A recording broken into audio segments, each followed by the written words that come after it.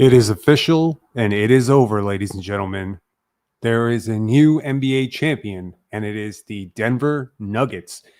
For the first time ever, first time a finals MVP from Serbia, a first time for the Denver Nuggets in the NBA finals, and a first championship, perhaps the first of many. Let's talk about it.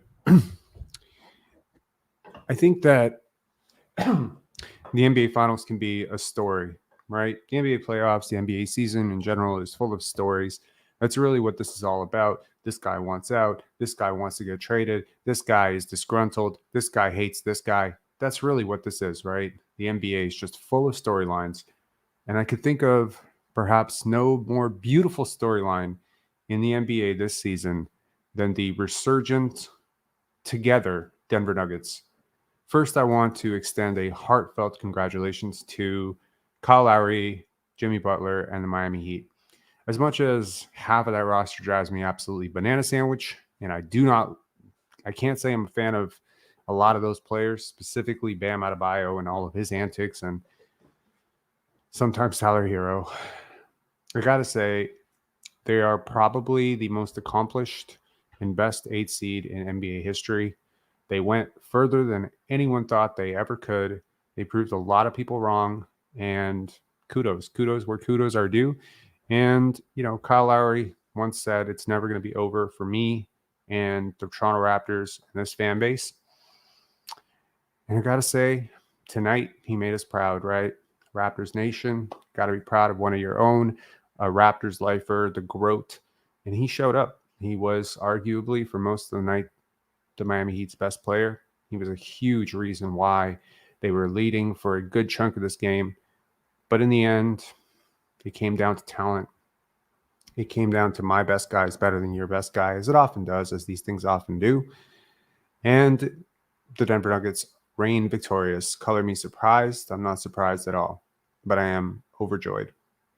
So many storylines for the Denver Nuggets, and I want to start with a player that didn't get an interview, which is Aaron Gordon. A lot of people counted this guy out. Highly touted prospect, perhaps best known for, his crazy performance at the dunk contest, but sort of toiling away on those really bad Orlando teams. I think Aaron Gordon has become a hope, perhaps a model for a lot of teams to find a guy who's maybe miscast as the guy or one of the guys who can perhaps better be served because he has athletic tools and has the feel to be better as a role player. If Aaron Gordon is your fourth best player, you're sitting pretty as a contender. If Aaron Gordon's your second best player, you're screwed. And for the Denver Nuggets, he was easily their fourth best player. And I think in a lot of senses, he is the reason why it tips everything over because he complements everything that they do so well.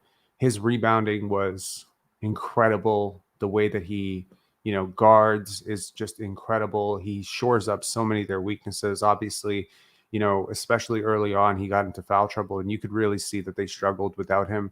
And I just think that it's such a great career arc for him. We often, as we are on the precipice of the NBA draft, we will often look at guys who are top 5 picks and we'll always want to anoint them as superstars. But so many of these top 5 picks won't be superstars. And what we can hope is that one day they will be a complementary piece on a championship run the way Aaron Gordon was. Let's talk about Michael Porter Jr. Had a really tough series, but when it counted, when it really counted, his talent really showed out. The youngest of the trio in Denver, perhaps the one with the most hype coming into the draft, and still a guy, if he can figure it out mentally, has all the potential in the world to be a second team All NBA guy. All the potential in the world to be a 25-point per game scorer. And he's showing all sorts of potential of being a lockdown defender. I think his future is bright if he can stay healthy. And I think he's one of the biggest reasons that I'm optimistic that the Denver Nuggets can convey this forward, as Coach Mike Malone said in his brief post-game, I guess call it post-victory, post-championship hurrah. We're not satisfied with just one. And I think that if they're not satisfied with just one, if they plan to build this up to 2, 3, 4 championships, I think Michael Porter Jr. is going to be a really big part of that. Let's talk about the vets. There's a lot of solid vets on that team. From DeAndre Jordan, one of the smartest players, doesn't often get credit for it because he's best known for just, dunking the basketball. If you ever had a conversation with DeAndre Jordan, if you've ever listened to him talk about basketball, you realize very quickly he's a very smart guy.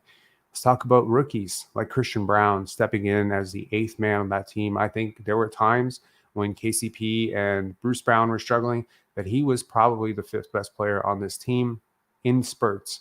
He did all the little stuff that doesn't always show up. He dove for loose balls. He hustled. He rebounded. He cut off the ball. He guarded his butt off. And yeah, far from a finished product, but I really like what I saw from him. Wasn't one of my favorite players coming into the draft, but a year later, I stand corrected. He is incredible. I want to say there's a lot of other guys on this team that I just really like. And one of them that didn't get a minute, I think he got like half a minute in a blowout. Peyton Watson. Big shout outs to Peyton Watson, man. I still think the future is very bright for him. All the tools in the world. I know, people are probably thinking of him as an afterthought, but he is just the type of guy that this team just seems to unearth over and over again. I think they're going to have something special with him down the line. Obviously, it's going to be difficult to keep this core together with the expenses that are already tied up in those core 3. And so you're going to need to draft well, and I think they drafted really well last year, and I think they'll continue to draft well going forward. It's just an organization that not only picks talent, identifies talent, but then develops talent and has the type of culture and chemistry and leadership and coaching from David Adelman to Mike Malone right down the line to that entire roster. It's all class. Everyone there is class. Let's talk about Kitchener's own Jamal Murray. Quite an arc. He blows up in the bubble, does so many amazing things in that playoff run. Everything is met with an asterisk. Oh, it was in the bubble. Haven't really seen it since. Goes through a slew of injuries. The Denver Nuggets remained competitive without him, but every single time this team went to the playoffs, there was a thought of, if only they had that guy. If only they had bubble Michael, if they had bubble Jamal Murray, what could it have been? I think this is a proud moment for Canadian basketball. This is the highest profile player in Canadian basketball history to win a championship. This is back-to-back years, really, that a Canadian has been in the starting lineup for the NBA champions. Last year it was Andrew Wiggins. This year it is Jamal Murray. Perhaps next year it'll be somebody else. This is an incredible feeling for Canadian basketball to just show that the Raptors really are still a part of this.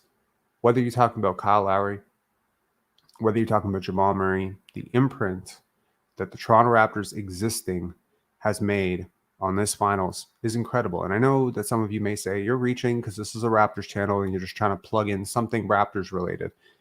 But talk to guys like Jamal Murray and Andrew Wiggins and Tristan Thompson and guys coming up, and they'll tell you what a big part going to Raptor games, watching the Raptors, watching Vince Carter, watching this Kyle Lowry, DeMar DeRozan team.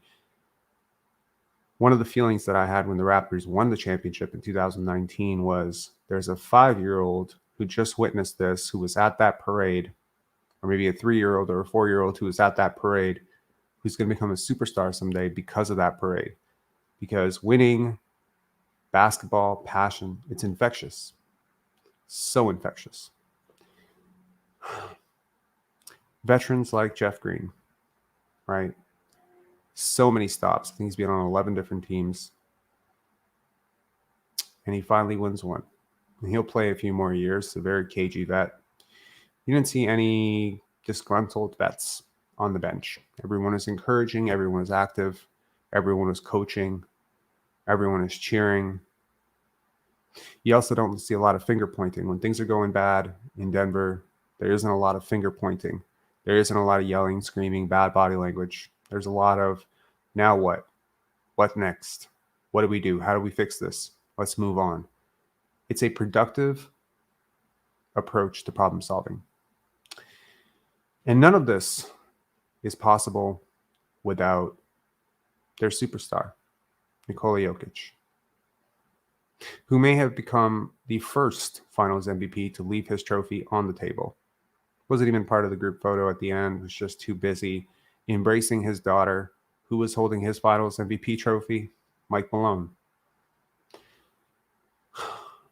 I got to tell you, as a Raptor fan who watched stars pound their chests and big themselves up, who watched stars walk into press conferences and approach every press conference as a look how important I am, I'm the leader, I'm the best.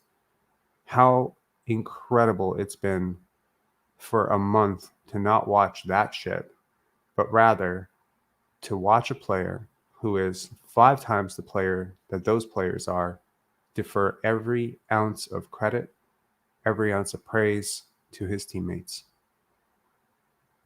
Couldn't say one good word about himself, just said, nope, this is for Jamal, this is for Jeff, this is for DeAndre. Those guys didn't get a ring. They've had long runs. This is for them. This is for Coach Malone. This is for Denver Nuggets Nation.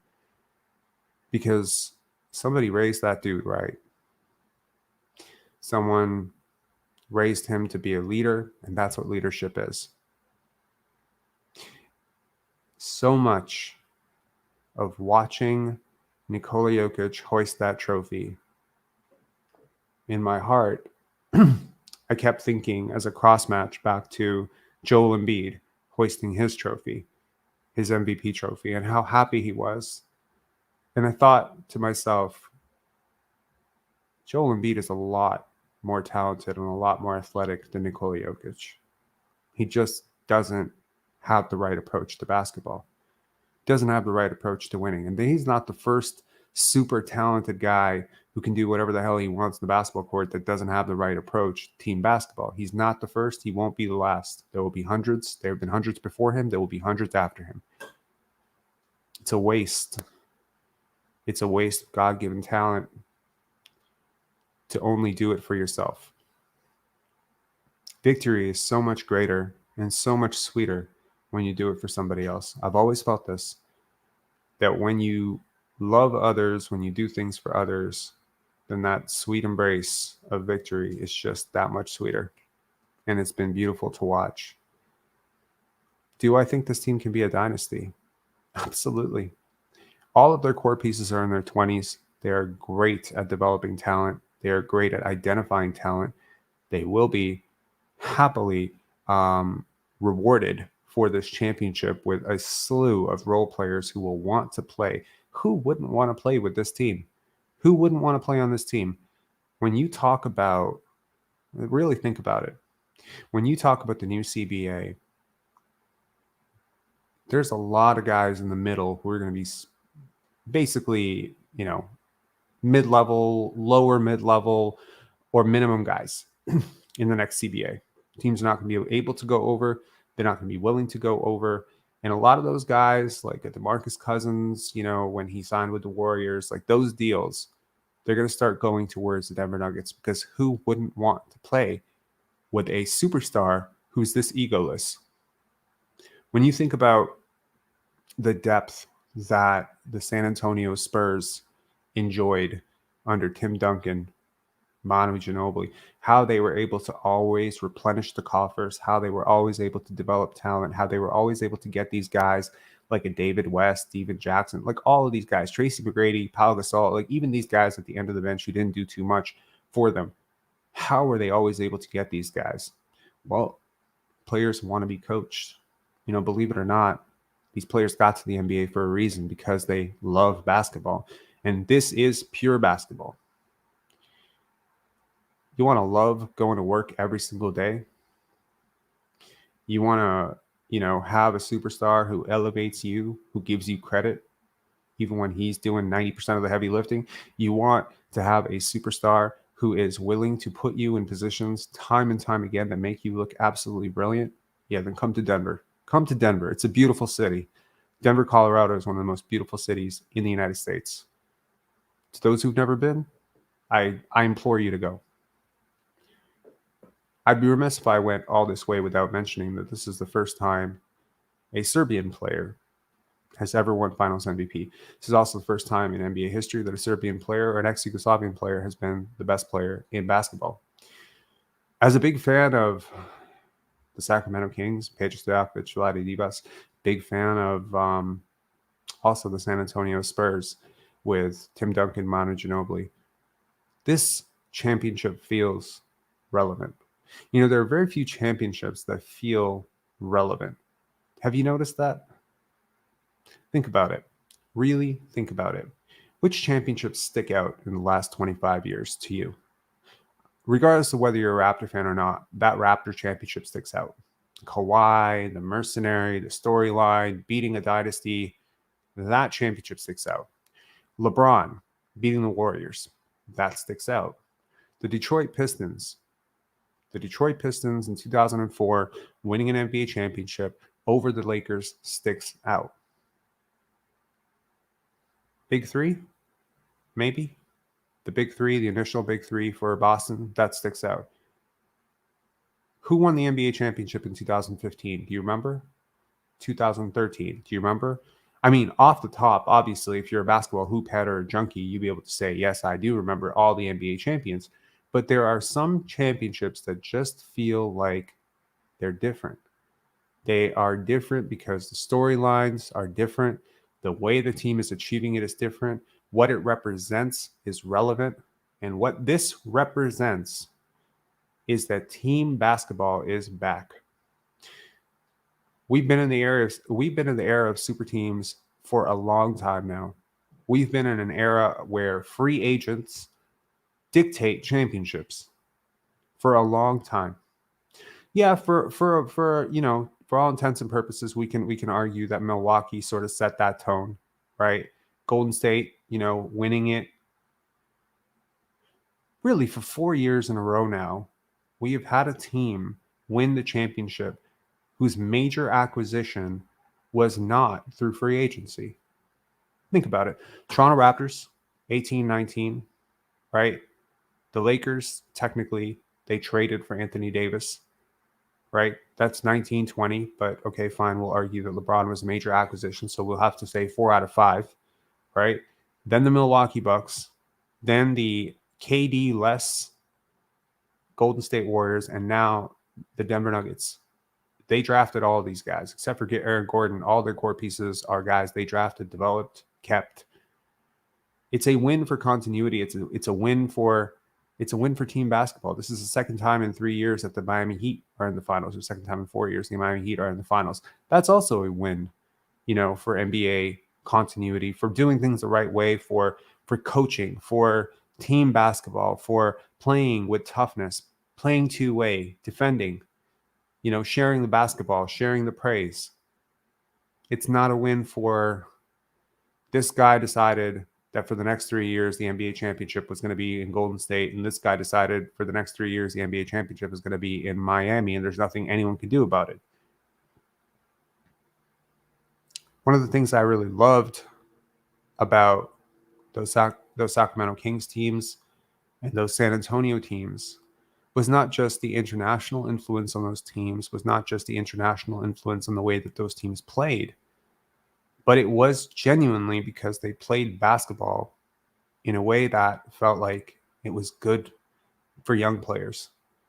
For young players who are now hearing Nikola Jokic is the best basketball player in the world, Steph Curry is the best basketball player in the world, you're seeing really a shift in how young players are learning the game, because both those guys are really, really unselfish.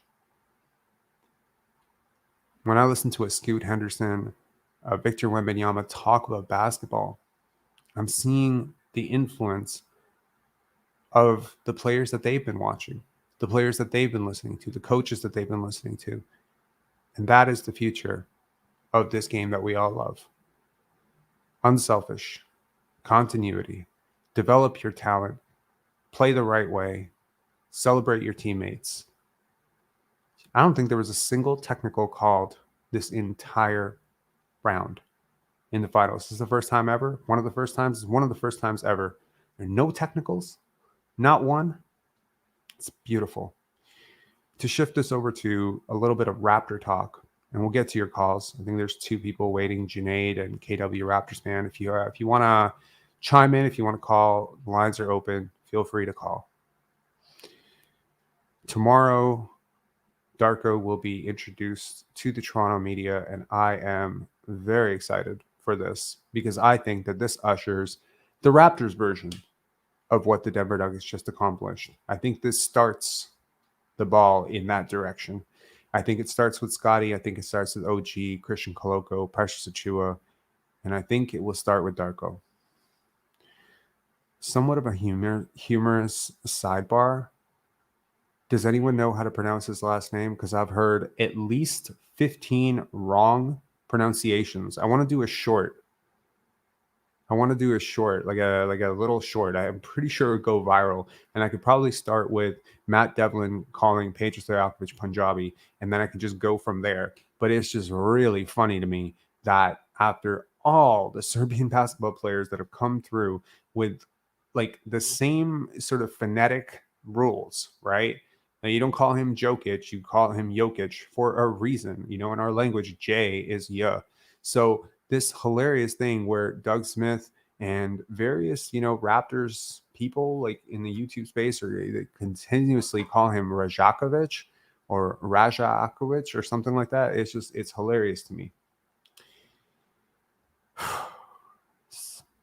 I will be there tomorrow, I believe. If I'm not mistaken, I believe I will be there at his press conference. That's exciting too. Hopefully get to shake his hand, introduce myself. That'd be really cool too. I will confirm that tomorrow morning. That's going to be really cool too. Anyways, that's what I want to say about the Denver Nuggets. I do also want to say, come on, NBA. That's a foul? Are you kidding me? He kicked him right in the dick, and that's a foul. This was one of the worst officiated games I've seen in a really long time. The number of times that Nikola Jokic was fouled, going to the basket, going for a rebound was ridiculous. The number of times that the Heat got away with completely like molesting a guy, it was ridiculous. There were all hands all the time. Kyle Lowry was just flopping all over the place, trying to bait Jokic. Like once he picked up his third foul, I think like it was Bam and Kyle that just made it a point that they were going to hit him or elbow him or do something dirty to him every single time. I think he even took a swing at Bam, and he's very lucky he didn't get teed up for that. But it was ridiculous. The way that this league sometimes will unabashedly, somewhat like ridiculously, transparently try to extend a series that is clearly over is so ridiculous. And I get that it's a business, but at some point you guys have to be like at least somewhat fair. This was ridiculous. Like it was crazy to watch. And that which was challenged, how that doesn't get overturned is ridiculous to me. Like, what is he supposed to do in this situation? You tell me. Like, he's got his arms right up. Trust me, the depth is not showing it. Michael Porter is not even touching him. He kicks his leg out. Mike Malone is right there. It's right in front of the Denver Nuggets bench. And they still don't overturn it. You gotta be kidding me. Anyway, let's bring on Junaid. Junaid, man, what's up? How you doing? Yo, How's it going? what's good? Not bad, not bad. All right, camera's working. Man, what a great win. I am so happy for Denver. This has just been a treat to watch. Sorry, can you hear me properly? Yeah, I can hear you fine. Oh, wonderful, wonderful. Man, what a great win. But first off, I wanted to say, dude, you run a really sick podcast, man. Thank I you. I think appreciate that. yeah, man. I think you put it together really well. Your point of views are very calculated. You back it up with like facts, and then the best part is you're not afraid to be wrong, right? As soon as it happens, you take it on the chin, you move on. I appreciate that, man. I just wanted to make sure you get your flowers on that. Thank you. I appreciate it. Yeah, I'm wrong a lot. I cringe when I think about like going back to the Christian Brown draft grade. I'm pretty sure I was just like, why didn't they pick this guy? Why didn't they pick this guy? And wow, like Christian Brown, Walker Kessler, really both those picks have turned out to be so good for their respective teams. So, it's like I was having this debate earlier about this acknowledgement of when we're wrong, right? And maybe this can be a bit of a teaching moment for people who sometimes have a difficulty saying I'm wrong. It's never comfortable to admit that you're wrong. From I think 99% of people would agree with that, right? It's never like overly comfortable. Like people, we don't just go around telling everyone like I screwed up with this, I screwed up with that, I fucked up on that, I was wrong here, there. We don't usually do that because it's usually uncomfortable and it usually invalidates us and it usually comes with a copious amount of shame. But then when we don't do that, we start like bridging up, like we don't learn as much, I think. I think that's like one of the major parts. Like when you can't admit that you're wrong, you usually try to like subconsciously double down on the thing and you try to lie about it and then you never learn.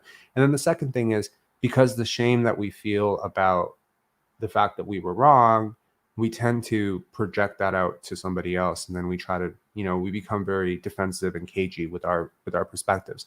So I think it's the best thing to just kind of swallow your vitamins and just say, yep, I was wrong about that. I thought I thought the Celtics would come back. I was wrong about that. That's cool. And someone's gonna be like, hey, he admitted he was wrong 3 times. He has no credibility. That's cool. That's cool man. too.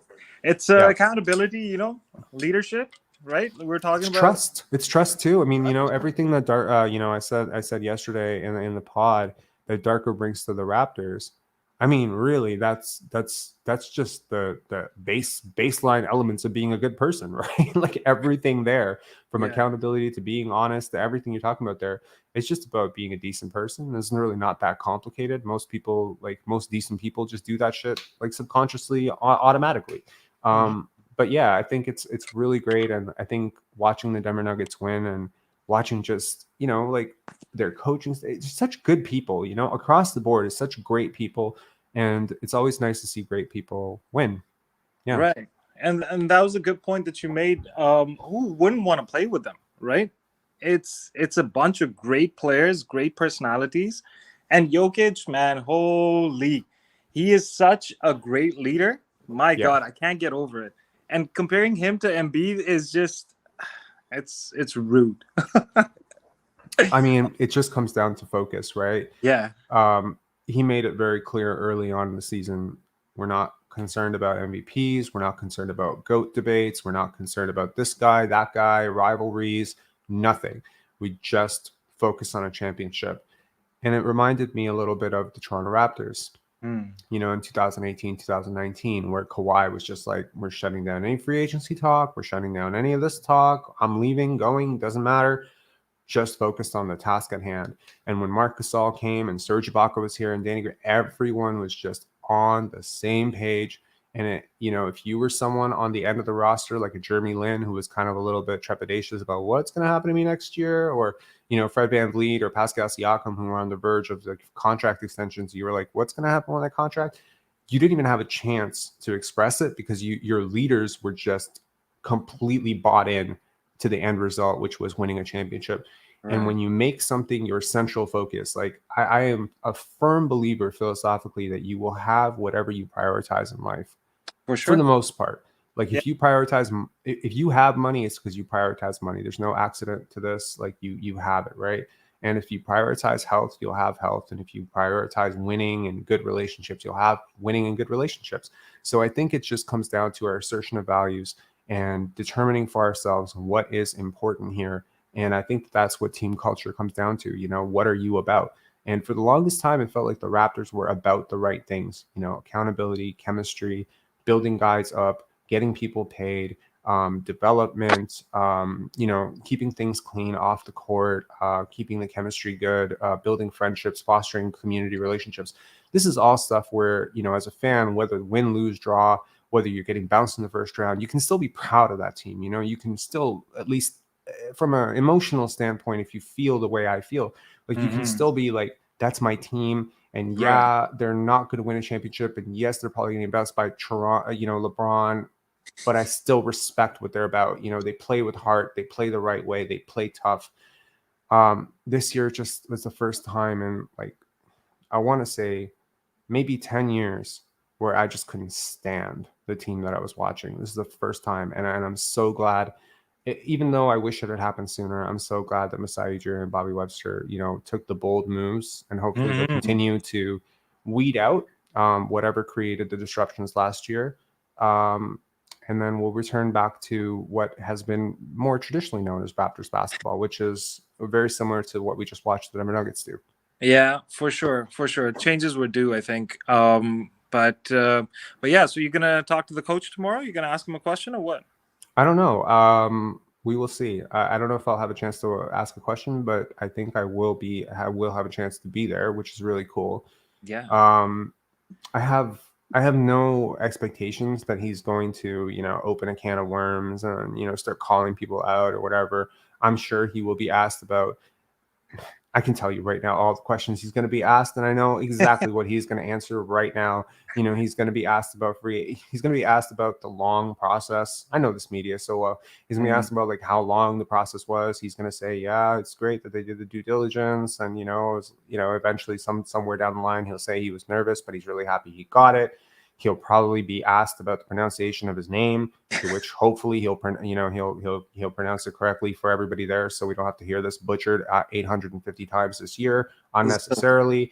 Yeah. He'll definitely be asked about free agency, and what he expects from that, in which case he'll give a blanket statement about how great Jakob Poeltl and Fred VanVleet and Gary Trent Jr. are, and how he would love to, have them all back and how they're great or whatever. Some variation of that. And I'm positive he's going to be asked about some question about Scotty Barnes, and he's going to say he's a great player. So it's just really like, what the fuck are you expecting? You expect him to be like, Malachi Flynn, that guy's real trash. Fuck that guy.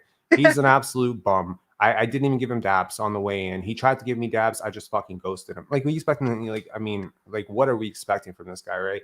So I've come to not expect too much from these press conferences, to be honest. Right. But Hopefully, sometimes you can, yeah. Hopefully an indication on like assistants and assistant coaches and stuff, because I think Raptors kind of overhauled the whole coaching staff.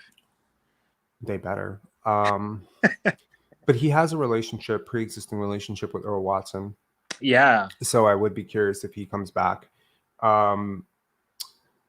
I don't know. I'm curious to see if we'll have some more international people come onto the staff. It's not common that a European head coach comes and look. There's so much talent. There's so much coaching talent in Europe. It's ridiculous when you talk to these guys. Like, whether it's guys coaching in Greece, Serbia, Spain, Italy, France. Oh my God, the way these guys understand the game is ridiculous. They just haven't had quite the same opportunity. And, there might be, if let's just say there's 100 assistant coaches in the NBA right now, if every European assistant or head coach was put in the same pool as those guys, I think 50 of them get wiped out. So I'd be really interested to see if he has someone in mind that might be a mentor of his, or it might be someone that he highly regards, who can make this easier for him. I would really like to see him bring on a former head coach, maybe someone who has some head coaching experience. It's not necessary. I would like to see him bring on someone who has like some really, really strong defensive chops and ideas. Although I will say, I think a lot of the work has already been done for him on defense. Like, there's a really strong defensive identity. There's a really strong roster for defense on this team. And so I don't think that he has to reinvent the wheel. I think, making the offense more dynamic while keeping a lot of what worked with the defense and keeping some of those roster and positional versatility stuff. I think, like, I was just looking back at videos that I made a couple months ago, but what's wrong with this offense? And I'm just like, oh my God, he solves that issue, that issue, that issue, that issue. Like, everything that I was talking about is right there. So yeah, I think just making the offense a little bit more dynamic will do a lot. And yeah. Definitely, we need a revamp on the offense for sure. It was really stagnant. But yeah, okay. Fred's what are you expecting? What are you expecting? I'm just curious. What are you expecting for Gary Trent Jr.? Because a lot of people expect Fred VanVleet to walk, but I'm curious what you would think would be a comfortable figure for Gary Trent Jr. Oof. So Fred is definitely going to walk. I think they'll try to retain Gary. I don't think that they'll overpay him. And I don't think anyone's gonna try and what's a deal that you're comfortable with? Would you be comfortable with 4 years, $85 million? 4 years, 85. That's what, 20 20 something Or per. yeah, it's about 21.5 a year. Yeah. Or actually 4 years 90. So basically Duncan Robinson, the same contract that Duncan Robinson got, would you be comfortable giving that to Gary Trent Jr.? Oof. Um, yeah, if the coaches see a real upside, not more than 85. I don't think that, he'd fit that. Hmm. Yeah, I mean, I would be open. I'd be open to that. I think just kind of retaining the asset. I think Mm, he's one of those players that there's like a bit of his game that comes along each year. He's still at that age where he's still young enough that you can still hope to develop. If right. someone can come in and develop his playmaking, Christian two lives ago mentioned that he'd be more open to Keontae George because of the work that Darko was able to do with Desmond Bain in terms of Hmm. making him more of a playmaker, and he's been able to do that with Devin Booker as well. I can think of no player on this roster that fits that mold better than Gary Trent Jr. So I wonder if more on-ball creation for Gary Trent might be the answer, because he was already, per second spectrum, one of your best closers.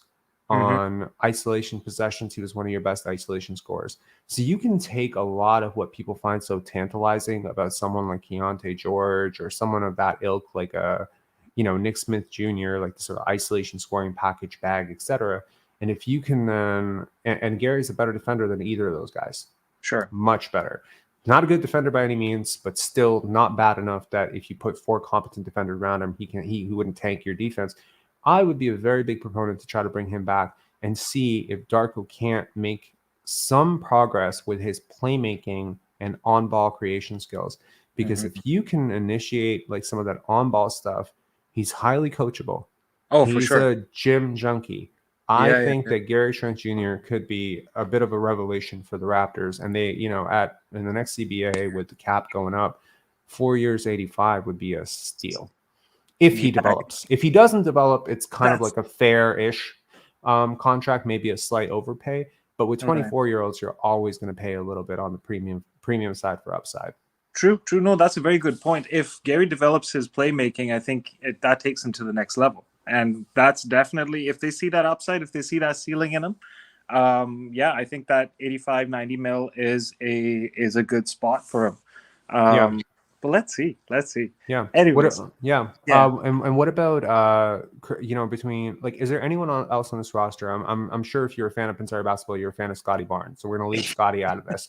But if it's like, apart from Scotty and Gary, is there one name, whether they're a free agent or whether they're a young player or whether they're like Otto who's returning, whatever? There's one player that you're like, I'm really excited to see what that guy will do with Darko.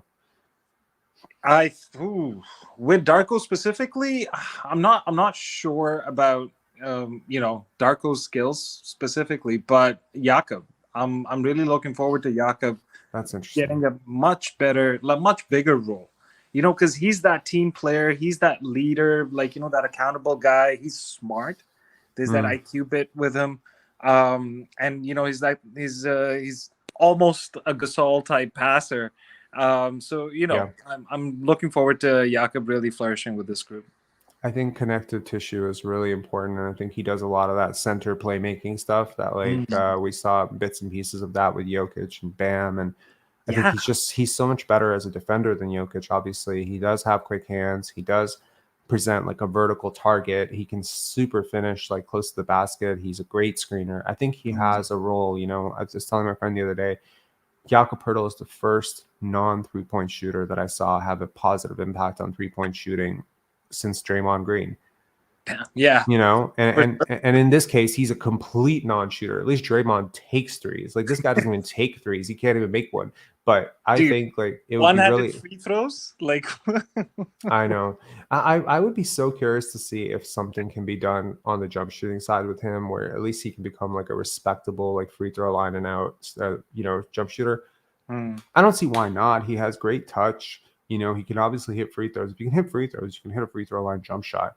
But it's just never really been a part of his game. I wonder if that's just because it wasn't developed in San Antonio. But, just remarkably, thinking about the player that left Toronto and the player that came back, I am so thankful to the San Antonio Spurs, really, for developing him the way that they did, For because he sure. became so much better as a passer, playmaker, screener. He's just so much more intelligent. He was always really smart, but it's like next level right now. And it was just really nice to see what, it's almost like in a parallel timeline where like one timeline he would have stayed with the Raptors and he would have become that type of player. And then the other timeline he kind of goes. And you saw this with DeMar DeRozan as well. DeMar DeRozan at the age of 27 became a transformatively better playmaker in San Antonio. Like this guy went from he's good enough to be a secondary creator to this guy could probably run like 60 pick and rolls for you a game and you wouldn't die on this. And I just thought that it was such a revelation to see somebody develop that late. And it wasn't like you're handing them 18, 19-year-olds. Like you were handing them guys who were entering their primes in Jakob and DeMar, or maybe just before their prime in the case of Jakob. And the fact that they were still able to develop them, I think that should be like a really encouraging sign of what we can expect with, because if you think about like Jakob and DeMar, neither of those guys have the complete upside of a Scotty Barnes or a Precious Achiuwa, athletically at least. Right. So if you can teach and do some skill development work with guys who have that type of raw athleticism, well, then you can not only have one Pascal Siakam, you could maybe have a Pascal Siakam 2.0 and maybe like a way better version 3.0 type of guy too.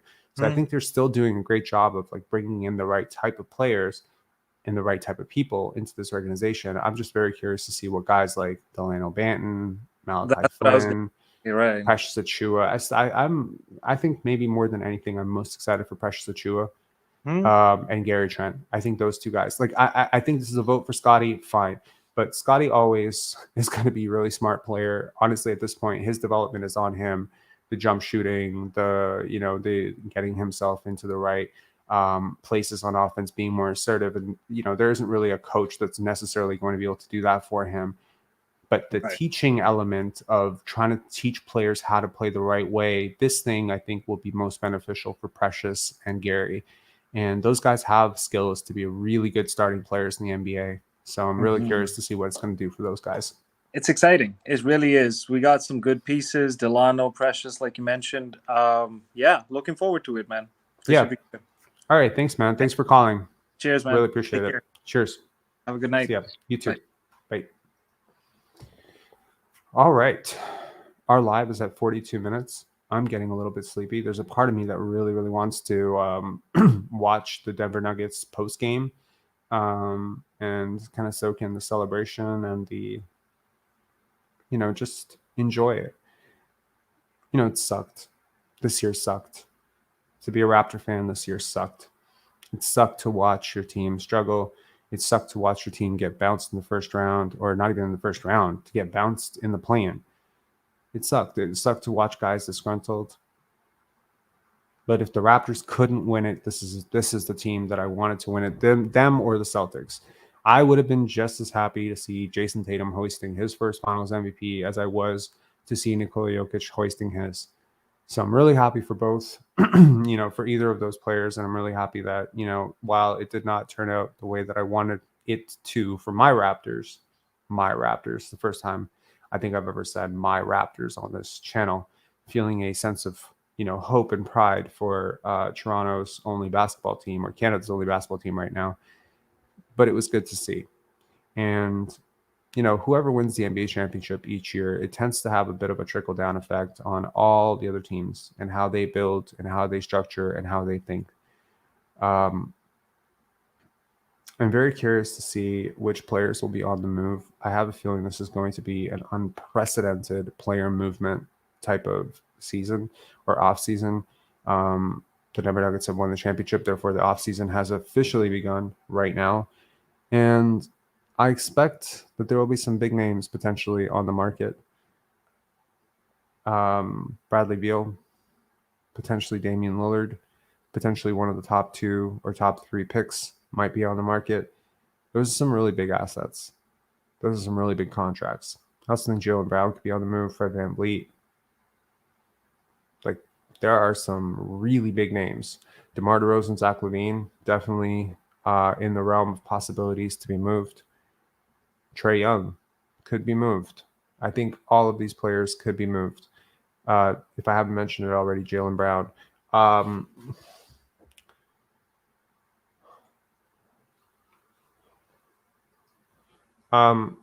Toronto 4168 when is Darko's press conference tomorrow at 1 o'clock. So if I'm not going to be there, I'm definitely going to live stream it. And if I am going to be there, I'm still going to live stream it because I just got a new phone. Y'all remember that broken ass phone that I've been like wearing around and I've just been saying like, oh my God, it's so bad. So I just got a new phone and all of those Scotty Barnes Google Pixel 7 ads finally resulted in me getting a Google Pixel 7. So they worked. If you are Google and you're thinking about renewing Scotty's contract, well, you got one customer because of your ads. So I suggest you do that. And yeah, I'll be there. And if I'm not there, I'll do it here. But if I'm there, as I said, I'll do it from there. And hopefully you'll get like a different perspective on it. It'll be cool. I do hope, as much as I want to say that, you're probably not going to get a lot of the answers that you want because there's obviously going to be a bit of a gag order. He is a really transparent person. You know what I mean? Like we as a people are very, we run hot and cold. So it's not really it's not really difficult to tell what we are thinking. And what I would watch really tomorrow is maybe try to gauge his sentiments towards certain players by looking at how passionately he discusses and how in depth he discusses those players. It wasn't easy. It wasn't difficult to see how much Sam Decker and Goran Dragic loved Scotty Barnes. Like it was so obvious based on how they talked about him. It wasn't difficult to see how much Yuta Watanabe and Svi Mihailik liked Scotty Barnes because of how they talked about him. So I think that will be a nice telltale sign because obviously for me, like one of my big hopes for this next coach would be I hope this next coach sees what they have in Scotty. That was my like de facto number one thing. And that's one of the biggest reasons I wanted Nick Nurse gone because he didn't see what he had in Scotty. I think like it was kind of pulling teeth with him, to get him to give Scotty minutes at the one or to give the young guys minutes or, to give Scotty on ball reps as a pick and roll ball handler to try to develop him into his strengths. So I've always wanted a coach that saw that potential in Scotty. And, I'm sure that it was discussed ad nauseum in the coaching interviews of what do you plan to do with this guy? How do you plan to build with him? Because clearly this program is going to be around Scotty,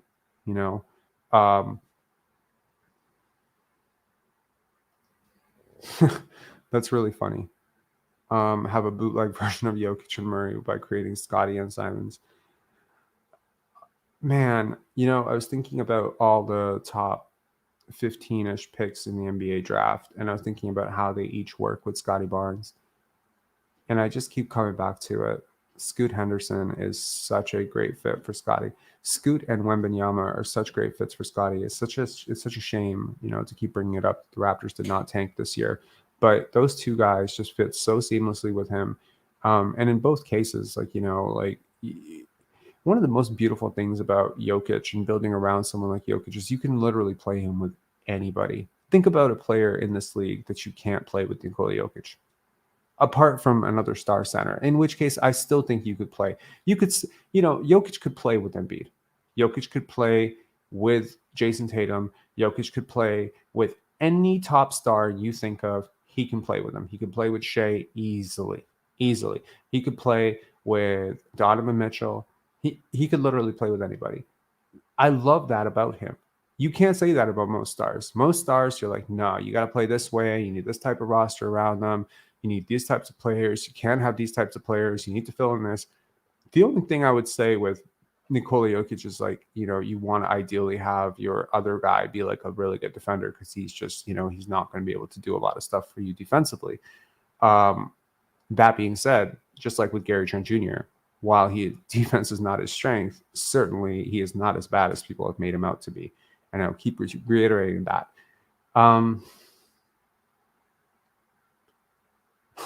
Clutch Tatum saying Jokic and Max Strus. Yeah, he could play with Max Strus, man. He could play with...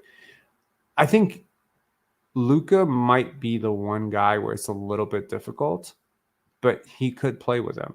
because he would just space out more and he would become more of like a corner threat and above the break threat. And he would allow Luka to continue to be in the post, and then they could invert it. I think they could totally play together, and I think they would be goddamn dominant. I think he'd play with KD easy. I think he'd play with Devin Booker. He literally, you go down the list, top 50 players, all of them, he can play with them.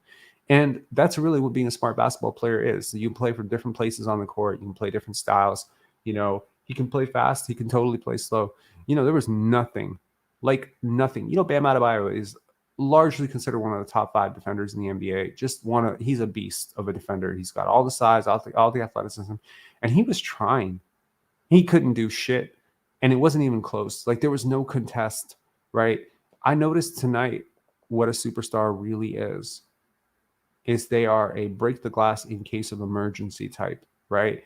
Whether you're talking about Jimmy Butler hitting all this flurry of threes late, but giving his team ample opportunities in the beginning to just kind of get themselves going and give them the rhythm, or whether it was Nikola Jokic basically not taking a shot in the first quarter, or barely taking shots in the first quarter and giving Jamal Murray and KCP and Bruce Brown and Aaron Gordon, giving basically every single other, Michael Porter Jr., like giving Jamal Murray, giving all of them their reps, their runs, their chance to get in the rhythm. Because if you're a superstar, you can get yours whenever you want, right? And this is such a stark contrast from what Pascal Siakam, Fred VanVleet did this year, where they're just like kind of like trying to get themselves into rhythm. They're trying to take like early offense in the first quarter. You might go like 4 or 5 minutes. Scottie hasn't touched the ball. OG has touched the ball maybe once or twice. And now these guys are out of rhythm, and your stars are like 2 for 6 and 1 for 4. Right. And they're the only guys who are really taking shots for you. And it just kind of occurred to me that they would completely disappear in the fourth quarter so often. And that's exactly the opposite of what you want from your stars, because that fourth quarter pressure, that's when it gets tough. And when when the Nuggets were on the rope, Nikola Jokic just put him on his back, right? Third quarter, he sensed it. They were tight. They're missing free throws. They're committing turnovers. Jamal Murray's having a tough game. Michael Porter Jr. can't hit a three. Guys are missing at the line. It's tight. Everything's tight. I'm telling you, closeout games, whether you're at home or on the road, are goddamn difficult. And to see how he just sort of steadies the ship over and over again is just so beautiful to see. So congratulations again to the Denver Nuggets. I will not continue to harp on this. We will get into more draft coverage.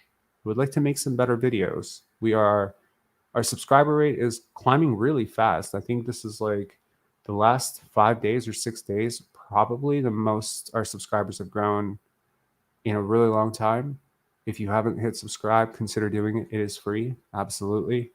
If you haven't hit like on this video, consider doing that as well. It lets other people know that this is a video worth watching. One of my favorite YouTubers, big shout outs, NBA Storyteller. One of my all-time favorite YouTubers in any walk of life released a video today. So I'm very happy that after creating this video, I will be able to go and watch his video. I'm really excited about that too. It dawned on me that on July 13th, which is exactly 11 months ago, this is June 13th right now, June 14th, we had like 300 subscribers. Can you believe that? 300 subscribers. So we went from 300 to 5,000, whatever the hell we're at right now, 300 and something, 350 in a year. And that's because of you guys. So thank you very much for that. But just like the Denver Nuggets, we are not satisfied here. We are not satisfied with 5,000 subscribers, although very graciously humble and, very appreciative, deeply appreciative for it. We are not satisfied with, $1,000 in YouTube revenue. I have my sights set much higher on this. I know what this channel is capable of because I know what I'm capable of as an editor and a basketball person. I sensed it all year last year that the enthusiasm for this team just went down. The interest went down. It was really high in the beginning, some of those videos about Otto Porter and Scottie in the summer, they're getting like 15, 17, 18,000 views. And by the end of it, we were lucky to get 2, 3, 4, and I don't blame anybody. This product was horrible. I'm looking forward to seeing a team that brings back the fan base. I think this Darko hire is the first step in what will be probably a 10-step process this offseason. I'm also curious to know whether he's going to coach Summer League. I really am, right? Uh, Nick Nurse, I think, coached Summer League his first year. I think it'd be really good for him to coach as well. I think it'll be really good for whoever they pick 13th, and I think it'll be a good chance for him to also develop a bit of working chemistry with Delano Banton if he plays. I don't know if he's going to play, but you know, Christian Koloko will play, so it'd be really nice to see him get some runs there. There is a Lithuanian player, I believe, that the Raptors worked out today. Didn't know a lot about him. Looked up the tape. He's not making the roster. Trust me. Like I that might sound a little bit, dismissive or rude or egotistical to some people, but I watched about 15 minutes of this guy play, and he's not an NBA player. I don't think he's an NBA player. Doesn't strike me as an NBA player, and if he is an NBA player, he's not a very good defender. So I don't see it. Jump shot looks a little bit, pretty decent athlete by EuroLeague standards, but I don't see it. So probably just a feeler.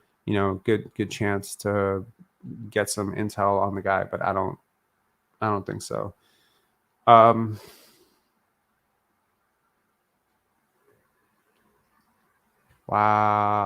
I don't think so, but sure. I mean, when you talk about replacing Damian Lillard, yikes. I mean, Dame's like a top 50 guy, top 50, top 60 all-time guy. So you're talking about replacing that guy with a rookie who had one good month. This is where NBA enthusiasm, hype can get a little carried away, especially when we look at only raw box score numbers and stuff. I'm not denying that Shaedon Sharpe is very talented, very athletic, very gifted. I would like to see a lot more before I'm even borderline talking about him replacing Damian Lillard, the greatest Blazer of all time. Is he the greatest Blazer of all time? I don't know.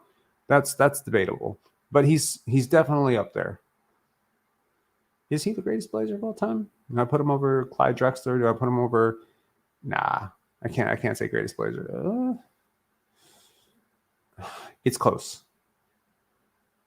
TR Mike saying Brandon Roy. I don't think so. Big Brandon Roy fan, but I don't think so. I don't think he's the greatest Blazer of all time. Bill Walton, probably peak Bill Walton. That's about as high as it gets for the Blazers. But there's been some really good players that have come through the Blazers. Often when I talk about the Sacramento Kings and San Antonio Spurs as like teams that I rooted for in the early 2000s, I always forget to mention I love the Portland Trail Blazers. Steve Smith, Arvydas Sabonis, my favorite player at that time, one of my favorite players, or definitely my favorite player for a little while there at least, was Rasheed Wallace. Yeah. All right. We will talk tomorrow or the next day. Expect some good content to come out, which will be a little bit more than lives and stuff. I was sort of looking at some of my old videos, and I saw Jimmy High Roller's last video, and I saw Goateology's last video, and I just found myself thinking to myself, like, hey man, like, step your game up here. This is like people are expecting some pretty dope content from you, and I think I'm at a point now where, as an editor, I can churn out like some very graphically entertaining stuff. You know what I mean? Like, not to lose the substance of what I'm doing or talking about, but I think we've gone way too heavy on the live stuff, and we've sort of gravitated away from some of the the video content on this channel. Still thinking about what I want to do with next year in terms of Spotify podcast version, the audio version. Still thinking about members only. Still thinking about I'm still thinking about Patreon, and whether we have an audience for that or if there would be support for that. So yeah, but I would really like to make this channel like a really big part of my life. I think my next year is just really going to be split between Pendants and Pantera Basketball, and I would like to give and it sounds kind of crazy, but I want to give my full attention to both. I want to make both great. And I'm really looking forward. Again, I just want to say it again. I'm going to say it again. I spent all year shitting on the Raptors, so I just feel like I have some enthusiasm to make up for when I say I'm really looking forward to tomorrow. and hearing a new perspective. Rank Scrub, thank you so much for the super chat. Do you think that the new coach can inspire more international players to consider the Raptors for their attempts to break into the NBA?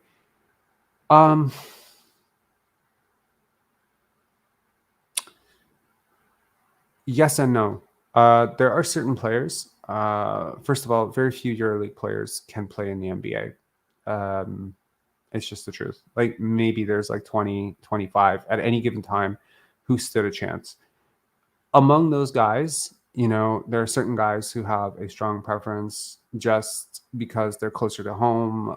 Maybe they're making more money. They have more opportunity. They have more sponsorships, right? Like you have to understand like these athletes are a really big deal, their jersey sales, etc., their marketing contracts, etc.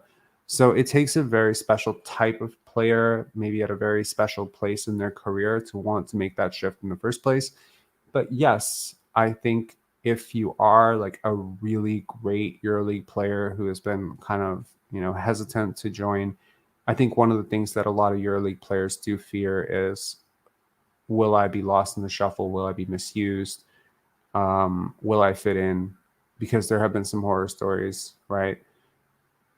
But I do think that the NBA is still the best league in the world. If you're a good basketball player anywhere in the world, you'd be crazy to pass up an opportunity to have a major role on an NBA team in order to have, a starting role or whatever in the EuroLeague. No offense. I love the EuroLeague. I think it's some of the best best basketball being played in the world. At times, I've wondered if it is the best basketball being played in the world. I am not kidding. Just from a tactical perspective, just in terms of learning the game, it's beautiful to watch. But I do think, yes, there are certain players, especially ex-Yugoslavian players, that are coming up. I think you might have a unique pipeline into that world now with him, because he has very deep ties to all the youth programs, to a lot of the coaches that are coaching over there. If there is a 15-year-old Nikola Jokic 2.0 that is coming up the pipeline, he will know before most people do about that player. So, yes, I think it makes it more likely that the Raptors will go European, but don't expect something like Brian Colangelo, where like every single player you're bringing in is like a European player. But yeah, Pelicans might trade Zion for the third pick. I very much doubt it. That would be crazy though. Zion and Dame, wow. I doubt it though. Would you guys do that? That's crazy. Especially if it's Brandon Miller. Brandon Miller for Zion Williamson. Yo, I don't care what. I mean, it depends on how bearish you are and everything that's coming out about Zion and his injury stuff. I mean, it has to be taken into account that this guy is, he's a max guy now. And he's still like barely ever healthy for you. The best ability is availability. I fully believe that. And so in this situation, I think for sure.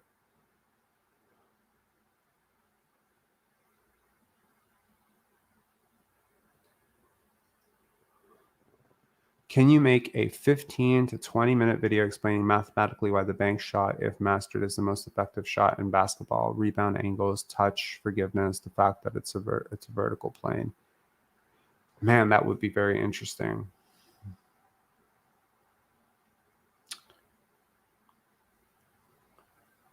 I would have to think about that, but I will write that down.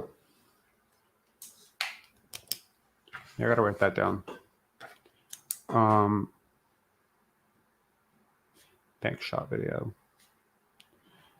I mean, one of my favorite players of all time really mastered the bank shot. One of my other favorite players growing up, Drazen Petrovic, was a really, really big guy in terms of like being able to do that.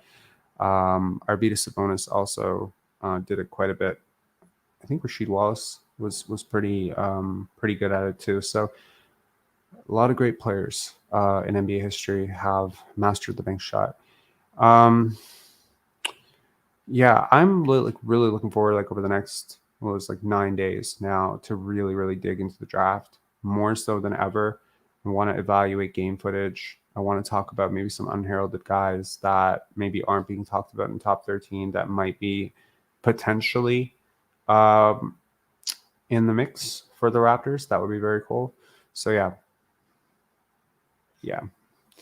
All right. Oh, thank you so much, man. It is a little bit better than it usually is, isn't it? Anton saying, do you think the Nuggets would still have won the championship? They still had Jeremy Grant instead of Aaron Gordon.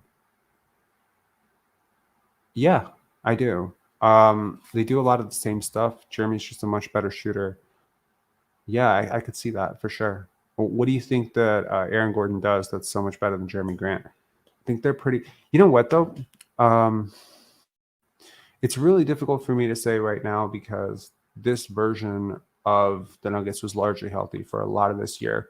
So Aaron Gordon did get to sort of operate as a fourth option and play off of some of the best passers in the league and the best player in the league. And so I would be very curious to swap them and see how that would change anything. But a better 3-point shooter, I don't see why that would hurt you. But if I remember correctly, per EPM, Aaron Gordon was one of like the top 25 players in the league. Again, your advanced stats will skew when you share so many minutes with Nikola Jokic, but I don't think that can be completely up to Jokic. Like I think Aaron Gordon just had a really great year. You know what's hilarious? So when I did a top 25 under 25 with Leo last year, do you know who my number one pick was? It wasn't Luka Doncic. It was Jason Tatum. Just to comment on the conversation that's happening in the chat right now. So yeah, I love Jason Tatum. I don't know. I think Doncic is a really great player. But yeah, I think his defensive commitment it sours me a little bit.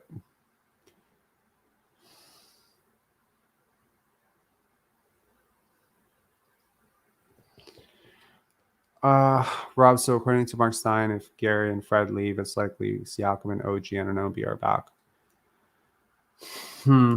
I think it's already likely that those guys are back, but I don't see how that makes too much sense, right? Because like, what are you really? Are you building a championship around OG Anunoby, Pascal Siakam, Scotty Barnes, and Jakob Poeltl and a 13th overall pick, and scraps and Otto Porter and the mid-level exception? Like, I don't understand that. I think it would be a pretty big disaster for the Raptors if Gary and Fred walk for nothing. I think you need at least to get one of those guys back and maybe sign and trade for the other if you're in the best case scenario. I've mentioned it before that, when you start to exceed the cap or barely clip the cap, it becomes very difficult from a salary perspective to then build up the salary back to being close to the tax, right? There's like a pretty big gap between where the cap ends and the tax starts. And you ideally want to be touching, the cap. Like you want to touch the tax apron, like you want to be close to it. And not always, it's possible to have a dynamically young roster where you have plenty of cap space or you have plenty of room under the luxury tax line for flexibility. And it's great to operate well under the cap as well, because it offers you a slew of opportunities later on from renegotiated contracts, kind of like what we saw with the Indiana Pacers. Like they were the lowest cap team last year because they have so many good players on small contracts. And they were able to do that great deal. They were able to do that renegotiation with Miles Turner's contract. So that's something that remains open to you if you operate under the cap. But I just think that, I can't see a situation in which Fred VanVleet walks for nothing is a good news situation for the Raptors. I hope that they are able to facilitate a sign and trade, even if that means just getting another first round pick, and salary filler. Even an expiring contract that could be traded at the trade deadline, I wouldn't mind that. Like, I really wouldn't. Like a $22 million expiring contract and a first round pick for Fred VanVleet, exactly kind of almost identical to the Kyle Lowry deal that you did with the saying, are we making the playoffs next season? I think the Raptors will be at minimum play-in team. I don't think this team is gunning to lose. I don't think they're trying to tank. They don't have their draft pick. I don't see why not. I also think that there's a lot of parity and perhaps, open room in the East. There's a lot that can go wrong. I'm not really sure where Philly goes right now. I'm really not sure where they go. If Harden leaves, what are they doing? You know what I mean? Are they building a team around Fred VanVleet and Tyrese Maxey and Joel Embiid? That's a championship team with a 37-year-old PJ Tucker and an even older Tobias Harris. That's a championship team.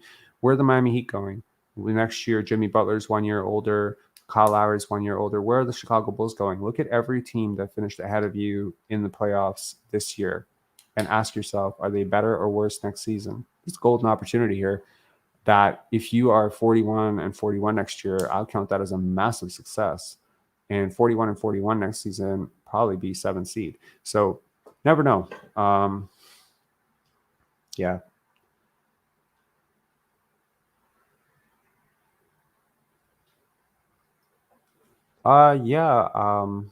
We can take one more call. It'll be quick. It'll be like 10-15 minutes. If you want to call in, we can definitely talk.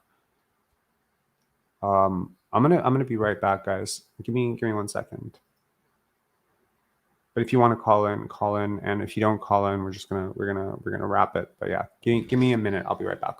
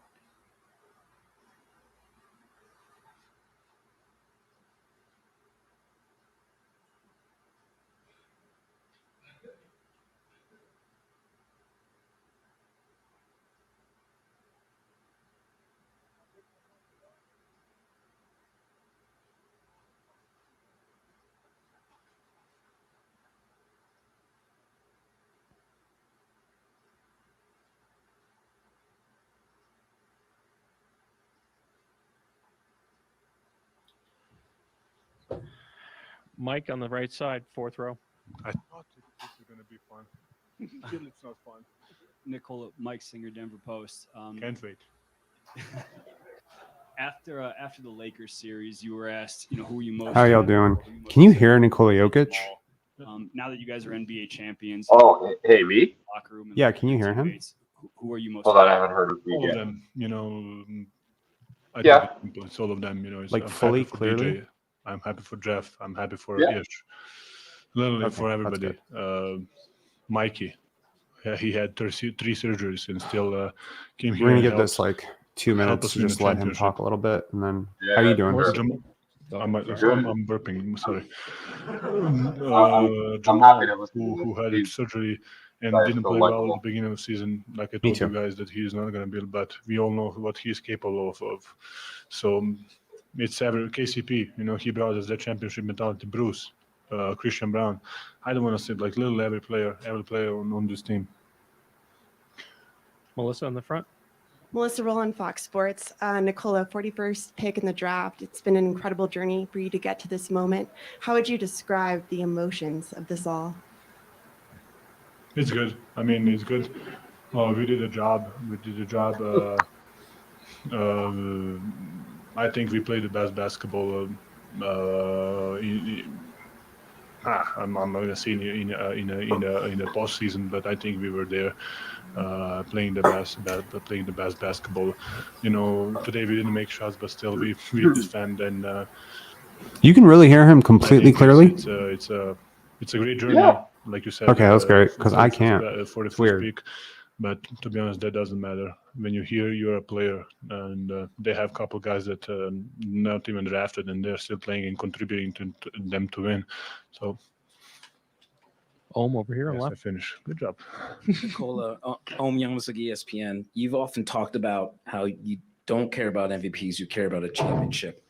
What does this championship mean for you compared to the MVP and Finals MVP? And when you look at the future, what is this capable of propelling you guys? Because I think you have the starting five locked down for maybe the next couple of years. I didn't know that. That's great. But to be honest, I don't think about the next year. I'm gonna ask the coach to give me a couple of weeks more off, so I can be ready for the season. That's supposed to be a joke, and you didn't laugh. Good job, guys. I did. Yes, but you know, we have a. But it's not the starting unit, guys. For real, it's the whole team. Like I said, since day one in San Diego, it was something different about this team. I felt it. I felt it some different energy, and every day since the day it was, I had the same feeling. So I'm not really optimistic guy, but that gave me a hope that we can do something. We can do something. Third row on your right.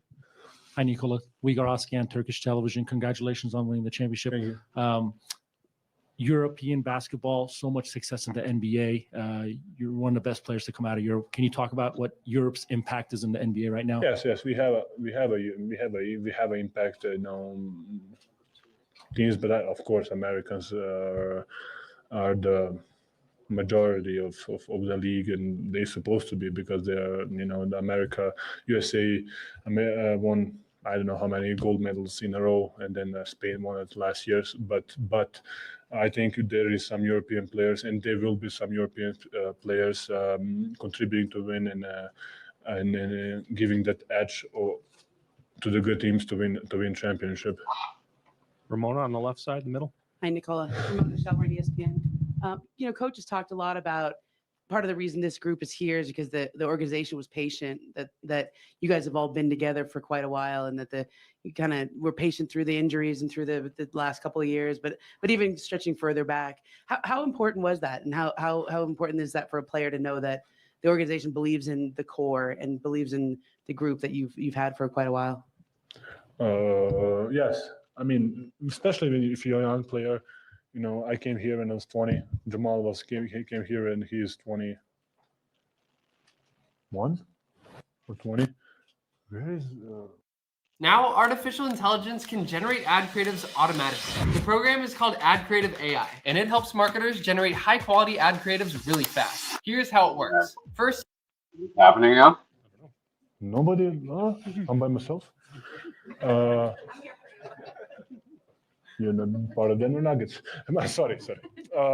Yes, but yes, the core. But then I think you need, if you want to be a successful, you need a couple of years. You need to be a bad, then you need to be the good, and then you need to when you're good, you need to fail, and then when you fail, you're gonna figure it out. I think the experience is something that is not what happened to you, is what you're gonna do with that. What happened to you, and. Yes, Jamal was injured. Yes, we lose the first round or second round in the playoff. I don't even remember who remembers. But there is a process that you need to. There is a steps that you need to fill, and there is no shortcuts. It's a journey, and I'm glad that I'm part of this journey. Front right. You're drunk? Nikola, Darren McKee, 104.3 The Fan. You said after the Lakers win, you said you were surprised that you didn't feel more. So I'm curious what you are feeling right now, and if you're looking forward to a parade coming up in Denver. When is the parade? No. Can my daughter come to the parade? He's so funny. Okay.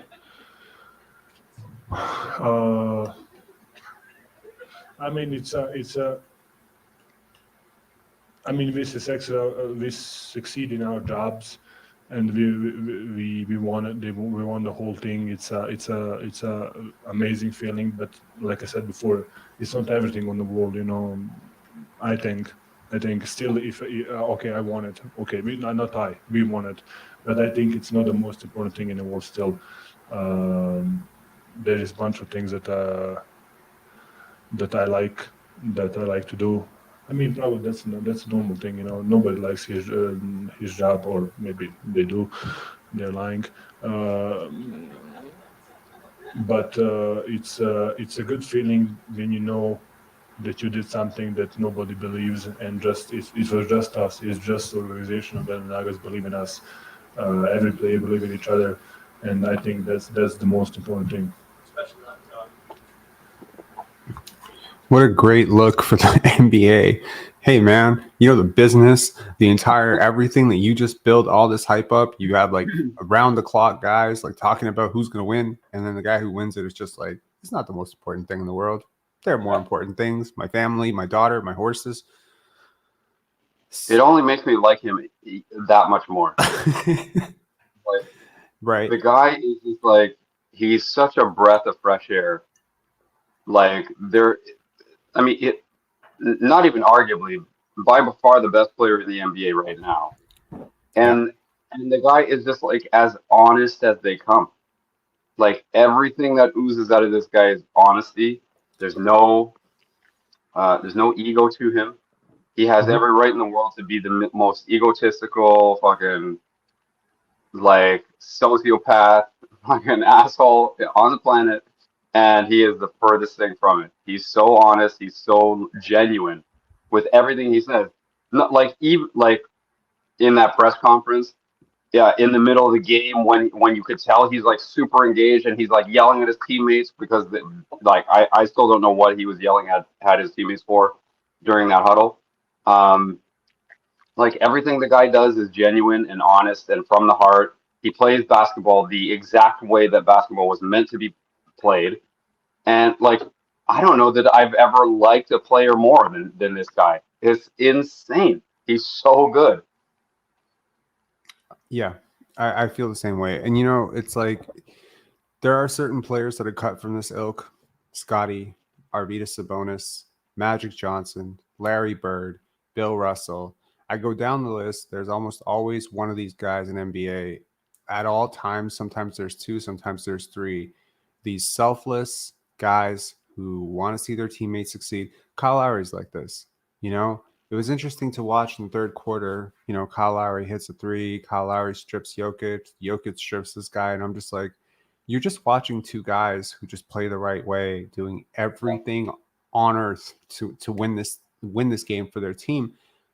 Just happens to be that one of them is 7 feet tall and a little bit younger. But it's all the little stuff that you love about Kyle Lowry as well, right? Kyle Lowry wanted to get Kemba paid.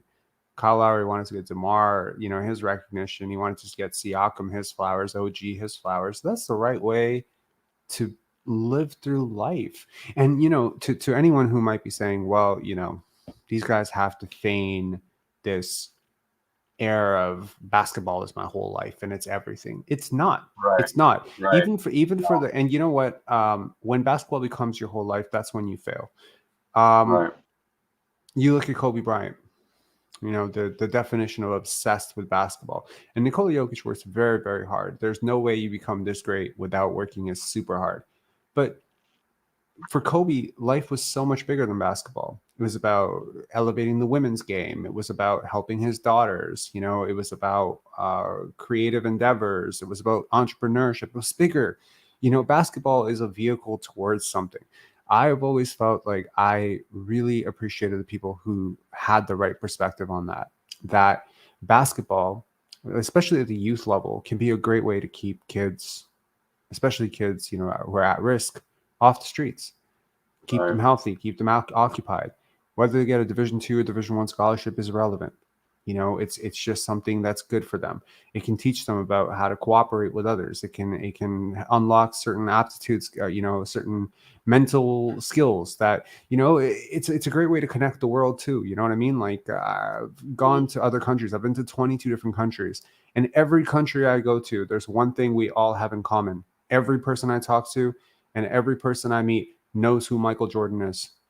Right. That's one Sure. thing we all have in common, and we can have a conversation about that. So basketball brings people together. I've talked about this before in the lives, that basketball was the only thing that connected me to both my parents. It's the only thing. My dad taught me how to play. My dad and I played, my dad, coached my first team. When he passed away, I only took basketball more seriously. And then I became really depressed, and I didn't have this like relationship with my mom for like the longest time. And when we finally developed a relation, like the only times we could actually be in the same room was when we were watching Raptor games together. That's a small way that basketball sort of connects people, connects Sure. families, connects, and there's so many great people that I've met that I would have never otherwise met because of basketball, So Right. it's just like, it is bigger than basketball. In saying that there are bigger things like your family, like, man, if you think winning an NBA championship is more important than the welfare of your children, you're not my hero, right? Right. You're not my hero. You don't get any points for having that ridiculous obsession, So I think it's a little bit of a language thing, maybe he's not expressing it the same way. He obviously loves basketball very much. He's played basketball since he was a very small kid, and he's always loved it. But it's clear to me that he loves his teammates more than he loves the sport. Well, I think that you can. I think that you can glean a little bit from that interview, that like you can tell he loves the game, right? But he doesn't love the game because of where it elevates him to. You know what I mean? He loves the game, not the fame, right? Like he's not in. I feel like you see there are a lot of NBA players out there who are naturally gifted, right? But Yep. they really get caught up in the fame angle of it, and they usually develop a little bit of they're a little self-involved. They become a little self-involved because of it. He is the antithesis of that. He's like so pure, man. He is so refreshing, and like even it's so weird. Like even when did you watch that game where he body checked Markieff Morris in the back? Did you see that? Yes, I did. I watched So like it live. I was watching that live, Mhm. right when that happened, and like when it happened, it like it sorry, before he even body checked Markieff, Mhm. when Markieff fucking body checked him, I was getting mad at that. And when he retaliated, I almost like cheered and was like, yeah, that's right, that's right. And then I saw he was like down. I was like, oh fuck. And just to see how he reacted in the press conference thereafter was like, it was so human. Like it was so like he was so remorseful. And like on spot, like, yeah, eye for an eye, you motherfucker, or whatever. And then when he saw what he actually did to him, then like Yeah. reality sunk in, and like he's a human being again. And I was like, fuck, I really, like he said something to the effect of like, it's just such a stupid play. I don't know why I did that. I got caught up in the moment. I was enraged. I was seeing red, and I just acted. And it's such a stupid play. I can't believe I did that. And it's just like little things like that just show how much of a regular guy he is. He's just a regular dude that is not fazed by the stardom. He's not influenced or impacted in some like maniacal way by how much money he's making. He makes what, 40, 50 million or $40 million a year, Yep. probably. More. Right? The guy, doesn't matter. What matters is this fucking 18-month-old kid that he had on like sitting next to the trophy with him the whole time. Like, anyway. No, I love him, and it's Poetic. funny I'm off, for dude. people who've never seen this video. I want to show people something really quickly. It's something that I made that I thought was really funny, and sometimes people don't see the reels because they only watch the lives. But yeah, check this out. I think it's funny. You seen this?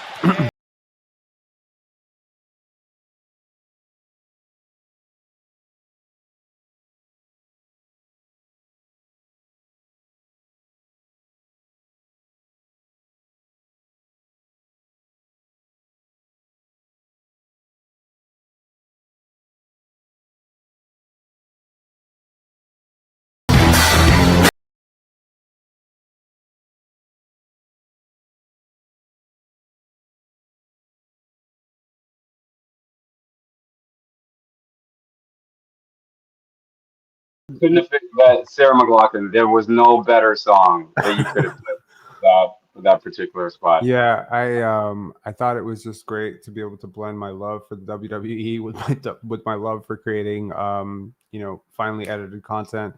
I thought people were getting a little too carried away because I created a couple of Nikola Jokic. Obviously, you understand that I am the unofficial ambassador for positive Serbian public relations. Yeah, so Okay, yeah. I've been using every positive bit that we can use. I mean, look, man, this is like something we've talked about a lot when we were younger. I remember, so for instance, like I have a hyphenated last name. My last name is Segal Mishevic. Segal comes from my stepfather. So it's a Jewish last name. And I remember when I was 18 or 19 years old or 20 years old, no, I was 20, and someone suggested that I drop the Mishevic. They said, drop it. It's hard to say. It's hard to pronounce. Serbia doesn't have like the greatest, reputation around the world. Robert Segal, it just sounds like such a great name. It's just so clean. It's so great for finance. And I was going to the hedge fund world, and I don't mean to be rude or anything, but it kind of helps to have a Jewish last name in the hedge fund world. Sure. And I gotta tell you, I stuck with the Mishevic. It was important to me. It was so important to me, and I said it, and I was just like, I remember telling the person who told me this. It was very solid career advice, but I remember saying it to them. I was just like, look, like for every single immigrant who has ever applied for a job and not been called back for that job because their last name was impossible to pronounce. And I tell you today, if you Google my last name, I'm the first person who pops up. I found that so weird. That's crazy because there's a lot of there's a great basketball player in Yugoslavian history who has my last name. And it's important to me, for everyone who comes from a small country. I think this is a very important thing that we all sort of wear on our backs of like, we've got to represent, we've got to be, and I think this is what's always united me with, this is why so many of my friends growing up were Lithuanian, Ethiopian, whatever, because we can all identify with this idea of being the other and, wanting to represent our people the best because we can all see the beauty in our own people. So it's just been so great to see, because he is representing so many of the positive values of Serbian people. He is representing our family first approach, with how great he is to his wife, and how great he is to his daughter. You can just tell how much he loves them. He's representing our team first approach to basketball, and just how basketball is taught in former Yugoslavia has always been this way. From Vlade Divac. It's not a secret that Serbian big men always pass well. And it's not a secret. So the skilled element, and I think there's so much that the world can learn. Sorry, that the United States can always borrow from the world, and I'm seeing more and more of that coming through. So it's been really great. Yeah. Right. Yeah. Yeah, man. No, it's cool. That's a cool perspective to hear that. I guess it doesn't really like. Would you say that?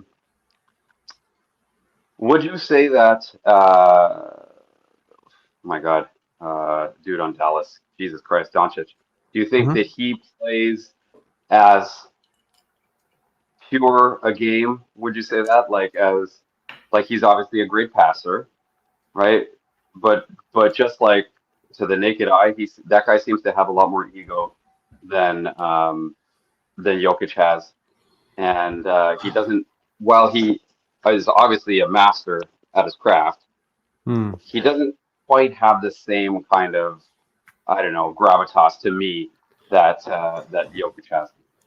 What do you think?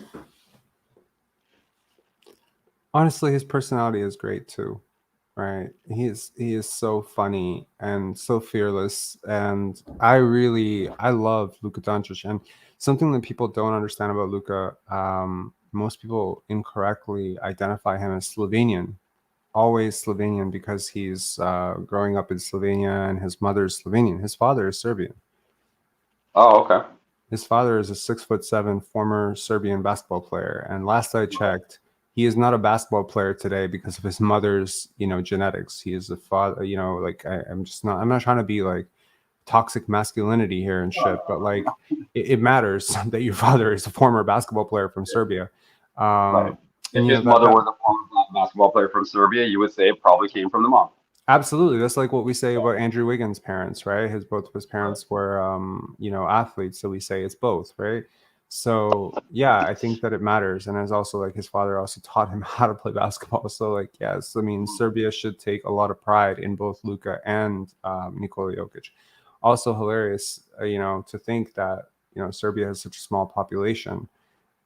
Nevertheless, I have a lot of appreciation for Luka. I think he is more immature, obviously, than Nikola Jokic, but also how much has been given to him so early. You have to also understand that, right? Nikola Jokic coming up in Mega Basket was not on the world stage, was not having microphones thrown in his face when he was 15 years old, also comes from a slightly different generation. It's hard to say different generation. There's like a 4-year gap between them, 5 years gap, but it is enough. Also coming from different places, like where Nikola Jokic grew up, like the city he's from, town really he's from, is really simple. And, Luka's growing up more in cities. So it's a little bit different as well, the influences. Their parents are so different, like so different. I know who Nicola's parents are, and they're just completely different people, like massively different people. And he is an extension of his parents, 100%. And if you've listened to his parents talk in Serbian, you like for sure you see like who he is directly like they are him, but what they have in common is just basketball genius, basketball greatness, and I just think they go about it different ways. I don't have any problem with Luka, taunting Devin Booker, taunting guys like that, whatever. I think it's all in good fun. I think they're both humble in their own way. There was a question that was posed at the All-Star game or All-Star weekend. Every player, they were asked, like, how much would you score in a junior varsity game, right? I don't know if you've seen this. Like I think Nikola Jokic said like 40, 50, 30, whatever. Luka said like maybe 30. I mean, most American players were saying like 100, like who would score 100. So they were still being a little bit humble. I think they are both humble. I think, I think either one of them could score 50 points any given night, like anytime they want. They have so much in common. They're both white, unathletic, so-called unathletic guys who were passed up. But I think there's such a cost to being famous at 15. Do you know what I mean? Yeah. Like, can you imagine being famous at 15? Like, not just like a little famous. I mean, like world famous at 15. Luka was like the best player in Europe when he was he was the most highly touted prospect in Europe when he was 15 or 16 years old. That has to get to your head a little bit. It's too early for that much fame. Jokic didn't have everyone kissing his ass at such a young age. Not at all. Yeah, and I wonder, like how does a child, psychologically react? Even I think of these, Instagram people who become famous, 17, 18 years old, these girls who get like all this attention or whatever on Instagram. And I'm just like, how does that shape your psyche? That anytime you have a thought or a picture to post, you have like 50,000 men. Yesterday this is a really funny off bar, and I can't believe I'm admitting this for the first time on a live that's going to be published forever. And I probably had a few too many drinks because I was drinking a little bit while the game was going on. But yesterday, yesterday I watched this movie called Cam. Have you seen it? Cam, I don't. It's about a cam girl on Netflix. Okay, haven't seen it. Okay. So I am one of those people that just get deeply obsessed with any topic. So I immediately after this, I was just like, I need to learn about these cam models. Like I need to understand like what's going on with these people, because I've never attended a cam show. I don't do the whole like online porn thing. Typically because I think it's just really bad for your brain. But I'm like, hey man, I'm missing out. Like I need to understand like what these women are going through. And I started to like look at some of these cam models, and it's just like, it's so interesting to see like their world. And then I started thinking about OnlyFans, and I'm like, man, I've never actually typed in onlyfans.com. I have a friend of mine who does OnlyFans, and she's very popular, but I've never like myself subscribed to somebody and just kind of gone through that experience of like, what is it like you know, to be on the other end of that receiving sort of parasocial relationship. And I don't know, like, if there's anyone in the chat here who, you know, has an OnlyFans account and maybe follows or pays to you know, to have these online girlfriends or whatever. So I decided to start an account. OnlyFans, just sorry for my knowledge, I'm old, Yeah. so I don't know. Young You're not that thing. old. Shut up. You're not that old. Well, old. I'm 45 this year. I'm older than I would say probably most people watching you right now. Maybe. But anyway, is OnlyFans a porn thing only, or No, is it like? it's basically like a social networking app in which there's like subscriptions and basically models. So like, let's say for instance, you know, there's a super hot girl and she's an Instagram model and she has like a lot of followers on there and she has some risque, you know, bikini shots or maybe even sex tape or nude shots or whatever she wants to share. So you can subscribe to her for like, I don't know, $10, $5, sometimes $0 a month. And she'll post content and you'll be able to access it by buying it or whatever. You'll be able to send her donations, which of course, you know, basically it's just like, it's kind of continuing this. And I've just listened to so many people go down this road, and I'm thinking like how many people in this world are really lonely. And I've never really had any issue with getting a girlfriend. So I've never really thought about, you know, going the online route to find companionship. Again, there's a hint of condescension in my voice when I even say that. And I'm sorry that there is that. No, there's nothing against men who have to do that, but I wanted to understand that experience. And so I signed up for an OnlyFans account yesterday, and I subscribed to somebody for $0, and I just wanted to see what is the experience like. Like what do they do? Like I'm not gonna watch porn or whatever, but I just want to see. Within 2 seconds, there's like a message. You know, oh, blah, blah, blah, blah, blah, you know, like, thanks for subscribing. I can't wait to get to know you, blah, blah, blah, blah. It's so personal. It's like, holy shit, bro. Like, wow, if I was completely deluded and fucked out of my mind, I would think, well, I'm just getting into a relationship with this girl. So I ignored the message. And bro, like within 5 minutes, this girl sent up another message saying, don't ignore me. $25 is not that big a deal. I know you can afford it. Now send me a dick pic. And I was just like, what the fuck? God. I was like, okay, so I immediately deleted it. So that was like, I was on OnlyFans for 15 minutes and I was just like, how do I delete this? How do I delete this? And at what point is my girlfriend going to, you know, like randomly stumble across my internet history and see OnlyFans and I'm going to end up in a breakup. I'm definitely going to tell her. I'm going to tell her about this tomorrow. It's just really funny. You're not watching now, man. I mean, she might actually be watching right now, and I'm just going to go. And she's gonna be like Jack Nicholson in The Shining and just like put an axe through this door as she comes through. Sean saying $19.99 a month. Rob, get it right.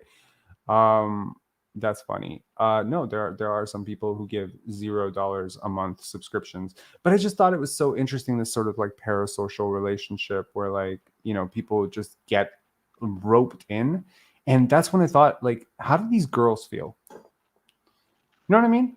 Like how, how warped is your worldview? They don't know any better. So my assumption is they feel fine.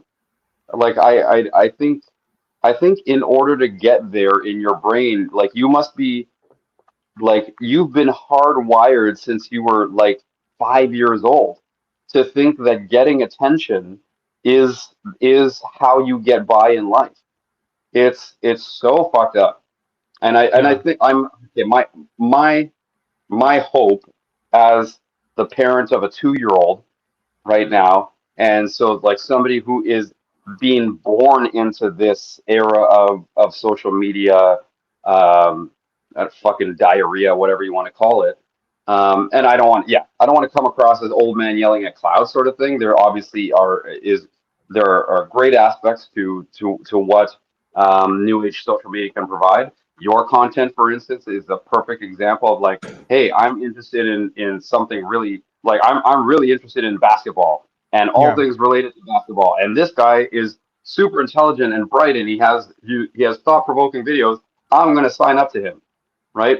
That's one thing, but it skews fully the other way, like to the point where if I show you my boobs, would you give me $19.99 a month? Right. No, it's just like the way you're attracting attention is far different than the way they fit. Like the fact that you're attracting attention is the thing that it gets checked off in their brain. Like, oh, these people get attention this way, and these people get attention this way, which may be totally awesome and pure and the right way to do things. They're just like, how am I going to get attention? Well, I'm Weirdly just gonna enough, I show have a lot of respect for OnlyFans models. Like I do, I actually do. Like I think it's a massive hustle. Like some of the girls that I know, like one of the girls specifically that I know, clears about $35,000 to $40,000 a month on OnlyFans. Oh, for And I'm sure. just like, bro, I could do every fucking thing in the world of basketball and probably not clear $40,000 a month. You're fucking killing it. And I will always respect the hustle where the hustle is pure. Like, I don't give a shit what you have to do to do. Yeah, I mean, you're not hurting people. It's fine, you know? And if you have enough guys who want to see you get fucked by a fucking, you know, I don't know, a dildo, like whatever, who cares? I'm not a prude about this shit. I'm more worried about, like, I guess from a larger point, I'm more worried about the parasocial aspect of building relationships with people and how it's kind of fake. I mean, it's not kind of fake. It's completely fake. They have like thousands of men that they send the exact same message to, and thousands of men think that they have a relationship with these people. But then I also like, I'm thinking like also from the perspective of, wow, like how lonely are people? You know what I mean? Like how it's not even like I'm not throwing shade at anybody, right? Yeah. Like it's more like just I feel bad that people feel so isolated and so lonely they have to turn to this. And again, I like think that, yeah, I think that's it. Yeah, it's not necessarily like I the same as you can't like I will not knock the hustle once if you're mired into it and that's how you're making your living, then yeah, more power to you, right? The social construct it came before this particular girl did, right? And she just now works within the confines of that social construct, right? And so I know like if I ever met one of these people, I would never disrespect them or anything like that. It's just kind of as you said, there's an overarching sadness to the girth of and the sort of yeah, like if you remove yourself, remove your and see it from a different perspective. I'm sorry, and I don't mean to have the maturity of a 2-year-old, but you did just use the word girth. Yeah, that had to be a slip. Yeah, and we are talking about OnlyFans. That's true. That's funny. Okay, but for real, I think my broader point was just the reflection of loneliness and isolation in the world that is creating this. And so, you know, whenever I think about, you know, there's a lot of people who watch this channel that are also looking for a different type of connection, which is like a community connection to sports. Like I watch sports, I want to find a like-minded group of people or intelligent group of people who are discussing the same thing that I want to, and that creates connection. And I often find, you know, that some of my needs for social connection come through this channel as well, like, you know, engaging with people in the comments or even doing these lives. It's like a basic human need. So I fully understand it, but it was just very interesting to be on the other side of it because I've always judged people who had subscribed to OnlyFans, and I never understood how they could be like wrapped up into it. Like you hear stories of people who are like, yeah, I don't know how I got into debt, but I'm like $45,000 on this cam model in a month. And I'm just like, how did you get for $45,000? How did you spend $45 on a cam model? You know what I mean? Right. It's just like, oh, she just, you know, I just kept paying to talk to her. And it's just like, holy shit. Like people do get into this because it's satisfying like a basic human need for connection. So I was just, I don't know. I mean, interesting using, and it was hilarious watching Cam because, you know, she's talking to a camera, she's talking with a microphone, and I'm just like, okay, apart from the pulling the tits out thing, this isn't too different than what I'm doing on these lives. Right. She's just making a ton more money than I am. But it was interesting to sort of understand that we're living through screens. There's also the complete, you know, fabricated reality sort of element to it. Right. Sorry, I didn't mean to chuckle. I just saw that Sean sent you $6.99. Here you go, bud. Here's a month worth of OnlyFans subscription. Okay, is this shout out? Is it going to be ridiculous if I do a plug for my friend who's an OnlyFans model? I'm going to do it. I'm going to do it. Fuck it. I don't care. Do it. I'm going to do it. Hold on. if you must proceed to have a completely parasocial relationship with someone, make it this person. Yeah, make it this one. Yeah, exactly. Yeah, make it this person. So hang on. Oh my god. Okay. Here. Oh, man. That's hilarious. I mean, this has gone so far off of basketball, and I promise we're going to go right back to basketball. But yes, if you must, invest, I don't know, $10 in somebody's OnlyFans, definitely go and invest in Mercedes Blanche. Okay. So there you Mercedes go. Blanche. Nice. She's awesome. She's a really cool person. She's a really good person. She's a really nice,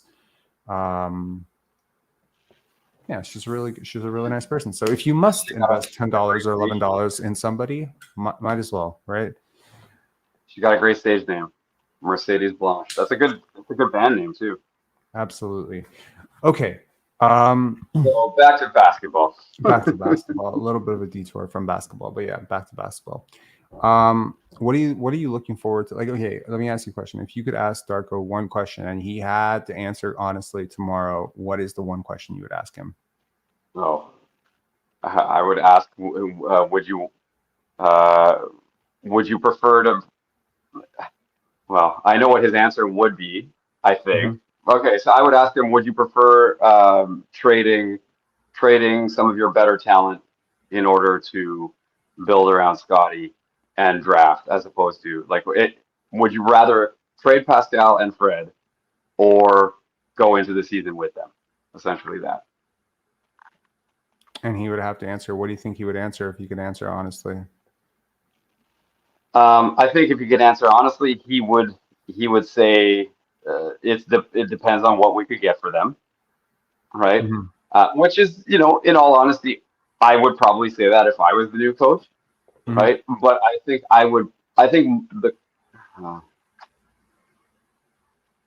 the cost for me would be different than the cost is for Masai. So I'm not 100% sure that that's actually going to happen. I really want them to trade those two guys. See, whatever you can get for Fred, and maybe not whatever you can get for Pascal, but if you can get that third pick overall and something, or even the fourth pick over, if Houston's down for it, fourth pick and some stuff. You really think Emin Thompson is worth Pascal Siakam? Would you really do that? Really? Depends on who else is thrown in. If we can get who's that wing, true. The rookie from last year, Shaden Tari Eason. Well, Shaden Sharp. You know my thoughts on him. Yeah, Tari Eason. Yeah, I mean, sending that would be interesting. A Fred and Pascal reunion in Houston would be very interesting. They have the cap space to sign one.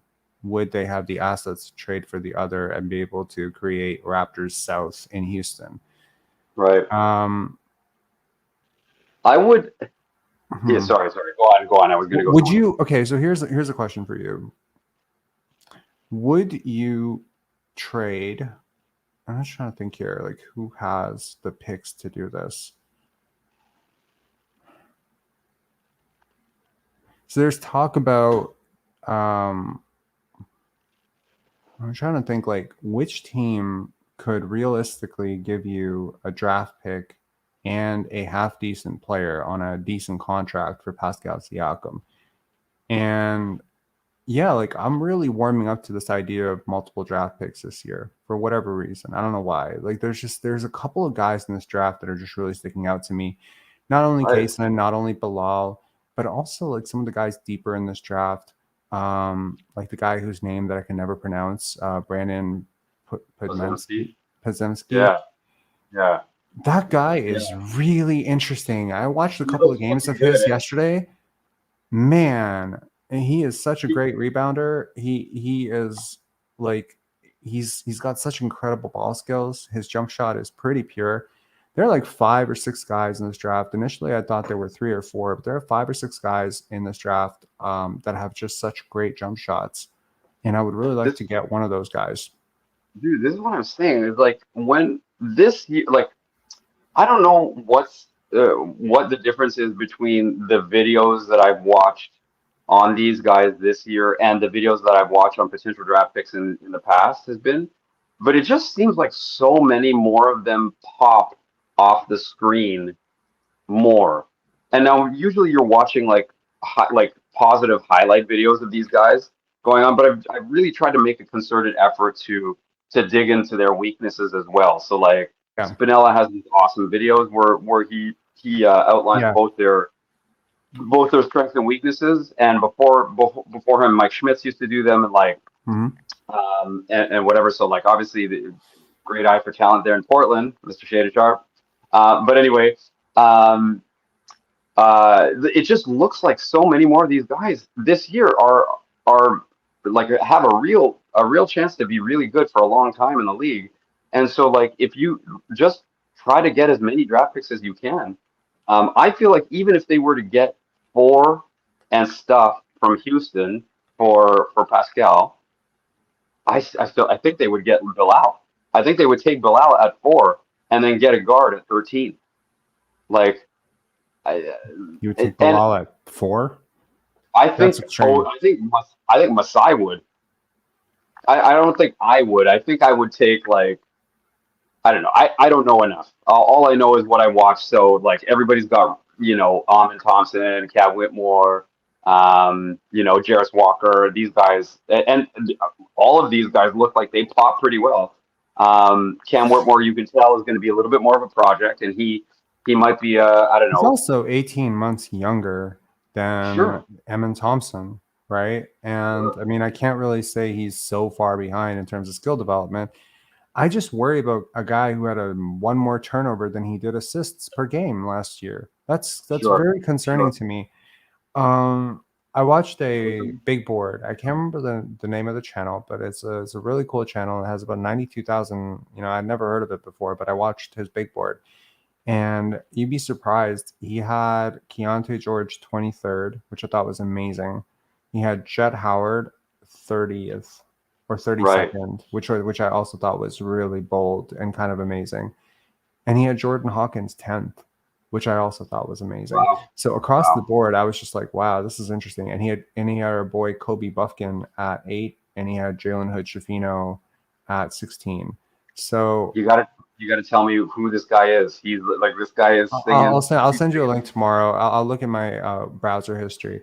It was interesting. It was an interesting breakdown, and it was a bit of a departure. But he also had Scoot at 2 and Brandon Miller at 3. So I really appreciated that about him too.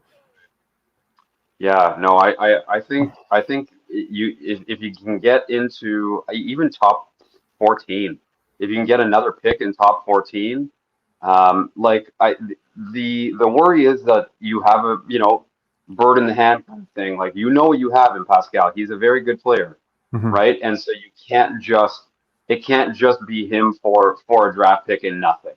Like there's got to be something a little bit more involved there. But even if you can get, I don't know, is there any world where Dallas trades the 10th pick and Kyrie in a sign and trade for Fred and Pascal? That's I don't think you can combine anything in a sign and trade. Oh, you can, eh? Okay. I don't think so.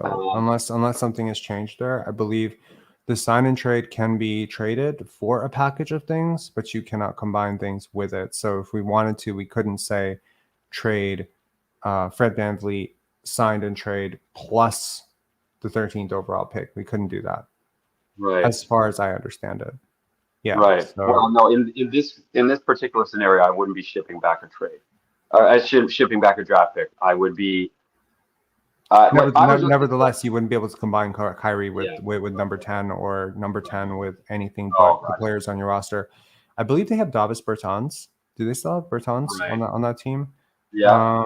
They might be able to clear some. I don't understand. Like, see, the other thing that's interesting, like you drew a parallel between Luka and Jokic, and I think one of the things that I'm keenly aware of is like in one way, yeah, they're both like really smart players who are both like perceived as unathletic European guys, but they're so different in one particular way. Is that Jokic can play with anyone, and Luka can't seem to play with anyone. You know what I mean? It's so weird. Yeah. Like I watched Jalen Brunson this year thrive outside. And granted, he was fine in Dallas, but he really unlocked it to a new level. I watched Kristaps Porzingis thrive. in Washington this year. And I'm not saying it's because Luka Doncic doesn't make people better. I'm just saying that so many people have to adjust around him. It's a bit of like a LeBron situation, right? Where your numbers are going to dip because he's got to play a certain way. And that's going to make, it complicates things. And I mean, granted, he's a really good player. I don't think he's LeBron. I don't think he's LeBron good. He's really good, and he's not LeBron He good. wouldn't say he's LeBron good. Yeah, and I mean, defensively, he's nowhere near LeBron good. So, I mean, I hope it's not going to turn into one of those situations. I mean, also had a coach who just walked away from coaching one of the best young players in the world in his prime, on his way up, in Rick Carlisle. How the hell did that happen? When have you seen that happen? Just one of the best coaches in the world just said, nope, not doing this anymore. I thought that was really strange too. It's very peculiar. That guy doesn't want to.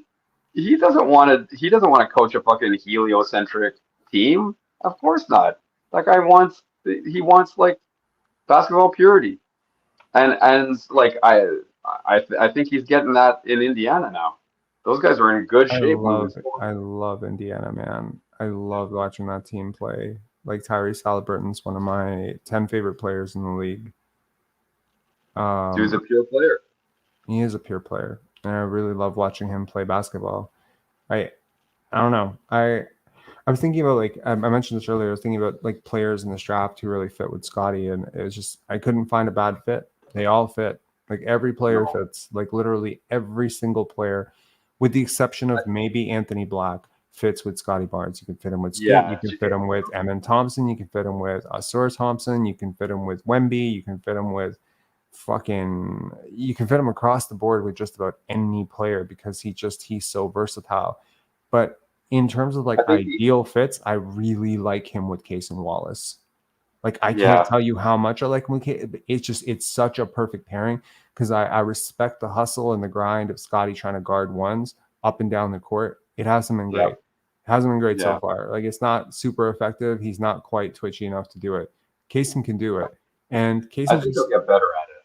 He can. If he loses a little bit of weight, he'll get even better at it. I think he needs to be a little bit lighter on his feet and get into a little bit better shape. But like Cason is just such a great off-ball guy. He does all that little stuff, like I'm watching like successful teams play basketball, and so many times, it comes down to how well do your guards screen, how well do your guards rebound. He's such a plus rebounder for his size. So is Scoot, for that matter.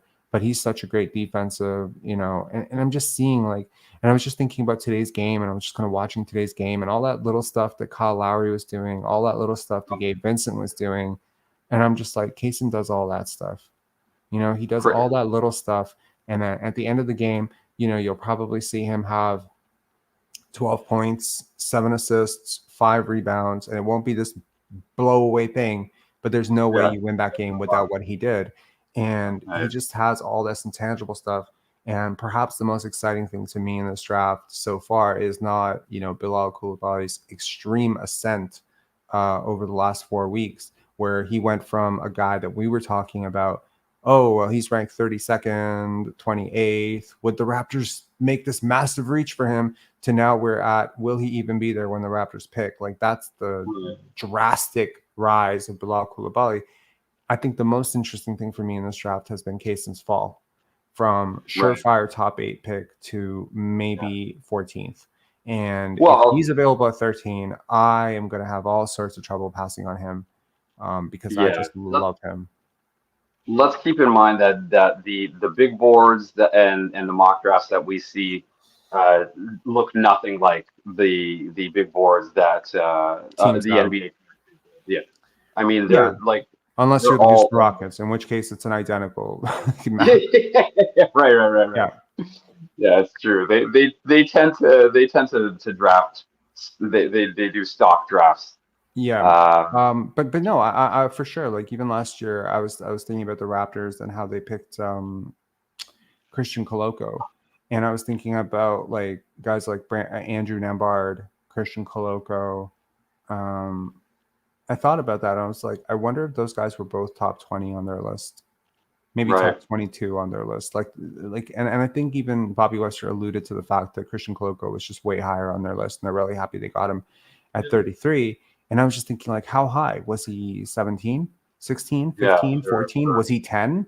You know what I mean? Did you Yeah. get 10 at 33? Because that would be wild, right? I doubt he was What 10. But what might be mental is that if they went into that draft knowing that, like, hey, we have a second round pick and we need a center, that he could have been 5. You know what I mean? Like, he could have been like I don't way think that's up the there. way I don't think the way that's the way big boards work. Like I've seen sort of how the pig is made, or how the sausage is made, in terms of the draft board or whatever. Yeah. The simplest way to run a draft, per my understanding, is to have a concrete listing of your best player available, kind of like Jay Billis's best player available that always appears Right, on the sure. on the screen when you're watching the Yeah. draft. And the And sticker. so I imagine last year it was probably Paolo, Chet, Jabari in some order, probably Jaden Ivey at 4th. Maybe they had someone higher than Keegan, like Dyson Daniels or something like that, or Shaden Sharp at 5, probably Ben Mathurin, maybe Keegan Murray at 6 or 7. You know, I think at some point you would get to Christian Coloco, but I think it would probably be in the teens, which means Right. that, of course, if they had the 26th pick and Christian Coloco is the top available guy still left on their board, then he's the 26th pick. And so Right. you celebrate if somehow he falls to at 33, because he was, Right. 17th on your board. You would have taken him at 22. You would have taken him at 25. You would have taken him at 28. We still don't know if they, we all talk about, they traded this first round pick and it turned out to be Walker, it could have gotten Walker Kessler, could have gotten Christian Brown. You still don't know, actually, if based on this team's own philosophy, if they had Christian Coloco higher than Walker Kessler on their draft board. And trust me, it's totally possible they did, because a lot of people had Walker Kessler going in the second round. So I think that it's always interesting to sort of understand teams' draft boards. And I am very curious to I want to consider doing a Raptors big board, kind of like that channel that I described, to the top 30 big board. I would just be very curious to see a Raptors big board. And I wonder if Kaysen is higher than Bilal Coulibaly on that board. Right. I would not be surprised if he was. Question: did you watch the Euro League final? No, I didn't. Oh no. Okay. I'm just wondering. I didn't get to watch it, and I was just wondering how that went for Bilal and for Victor. When did it happen? Today? I don't even. If it didn't happen, hold on.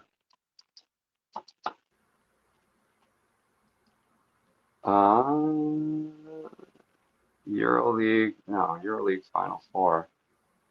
EuroLeague basketball. Here we go.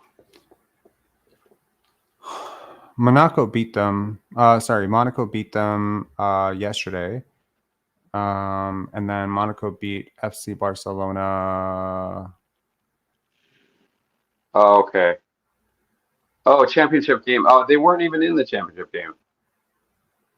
Wait, no, hold on. I'm looking at an old thing here. May 21st. Yeah. What tournament was Victor's team just in? That was a completely different tournament. It was like something French. Yeah. What's it called? What was it called? I don't remember off the top of my head right now. What is it called? It's hold on. Is it the French? Is it the Euro Cup? No. Right. Yeah, so they just lost to Monaco. Mm-hmm. Okay, that was June. Oh, right. Okay, so they're not going to the final. Monaco's playing Bologna in a couple days. Okay, so they've been eliminated. So that was the game. I was wondering how both Victor and Bilal played in that game. They played horribly. Oh, did they? Yes. And do you think that's gonna? I mean, it's just a one-game sample, but do you think that? There were a lot of NBA scouts on hand. Yeah. So yeah, that would suck. Was it the Euro Cup? The tournament? I think it was. Or not. LNB Pro A. I don't know. That's what I'm looking at here. Yeah, LMB Pro A, Pro Am. Yeah, French league. It's yeah. Here, hold on. Oh, wait, 1 second. Where's the? Oh, okay. Here we go. I think it's called. Is it? There's so many different leagues in Europe. Is it the? It's like every country has their own, like, well, not every country has their own league, but you know, like the Italian league, Greek league, Sure. French league. So I think it was the French league championship, French league title, Right. French league championship. Right.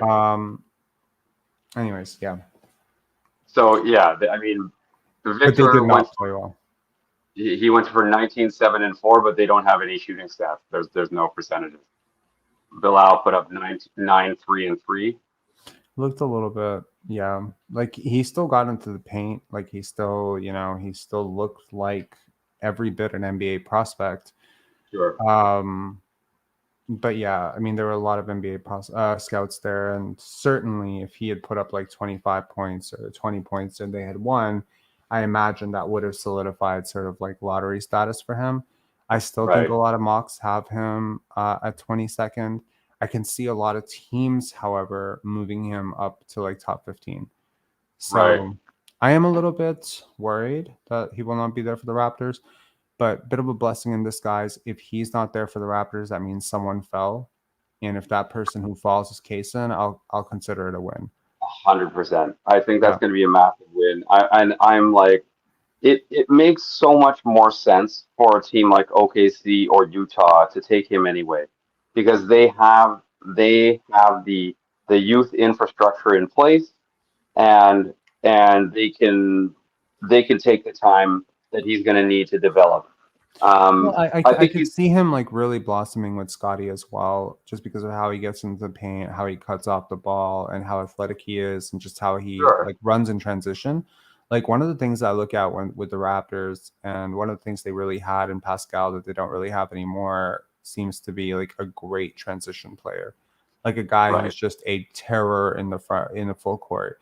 And if you can if you can keep some semblance of what they were doing last year, which is all that turnover generation stuff, but then you have like a beastly athletic guy in the transition game, I think that could be a really great thing, especially if, you know, that guy's streaking up the court and he's just faster than everybody and stronger and longer.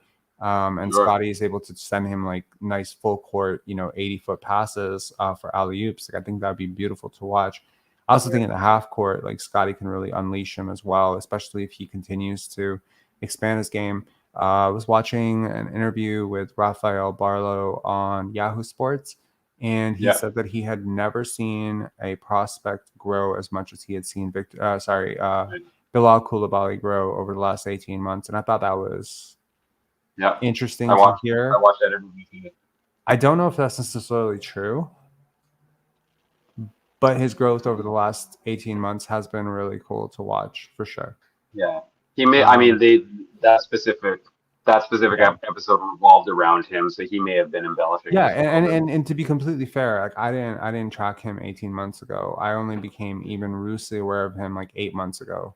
And so I've sort of just been sort of loosely following him since about December 2000. And mainly, just as Raphael said, it was mainly like, is this guy going to be a top 10 pick in 2024? So when he started to become like a buzz guy for 2023, that's already like a huge thing, because you know, going from, is he a lottery pick or is he a first round guy in 2024, which is a notoriously shit draft, to going to, is he a top, I mean, as recently as about 7 or 8 weeks ago, pardon me if I'm mistaken, this guy was like 45 or 40 in most mock drafts. So how much he's climbed just based on his play and based on his recent development. I don't think this is all just like development work, man. I think this is just opportunity. I think this is opportunity. This is playing time or whatever. And I wonder if Metropolitans was looking at him like, hey, we're going to lose Victor to the NBA. Let's not lose both these guys. And they were kind of burying him on the team a little bit. Right. I wonder. Well, they would not be the first EuroLeague team that they would not be the first European team that has done this. No, for sure.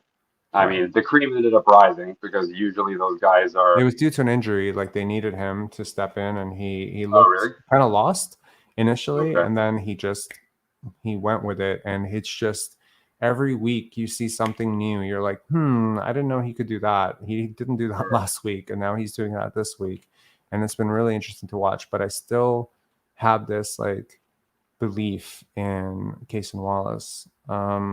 I don't know. I'm split between those two, but they're both top 10 on my board. Honestly, he's intriguing. He just doesn't have like he's intriguing. He's very fluid, great athlete, right? But he's not Giannis. So I just don't want them to get caught in this same sort of trap where they're like looking for the next Giannis. Like famously, they were trying to trade. They were trying super hard to trade for the pick that ended up being Giannis, and so I don't want them to sort of like go in chasing their tail. I think there's a ton of like ready-made talent in this draft this year, and if Cason is on the board, you take him. If Kobe's on the board, you take him. Even if Anthony Black is on the board, right? I feel like you take him. Okay, let's right? say Kobe, Anthony Black, and Cason Wallace are all on the board. Now you have the hardest decision in franchise history. Because let's just say some team goes crazy and picks Keontae George, top 10, Nick Smith top 10, and Bilal top 10. Well, suddenly all these guys are dropping, right? And let's just say somebody like OKC, which always, tends to go a little bit off the board and no one really sees what they're about to do coming. And that to me means probably they're going to take like Leonard Miller or something crazy like that. So now suddenly all these guys are at your disposal at 13. Who are you taking? I mean, from the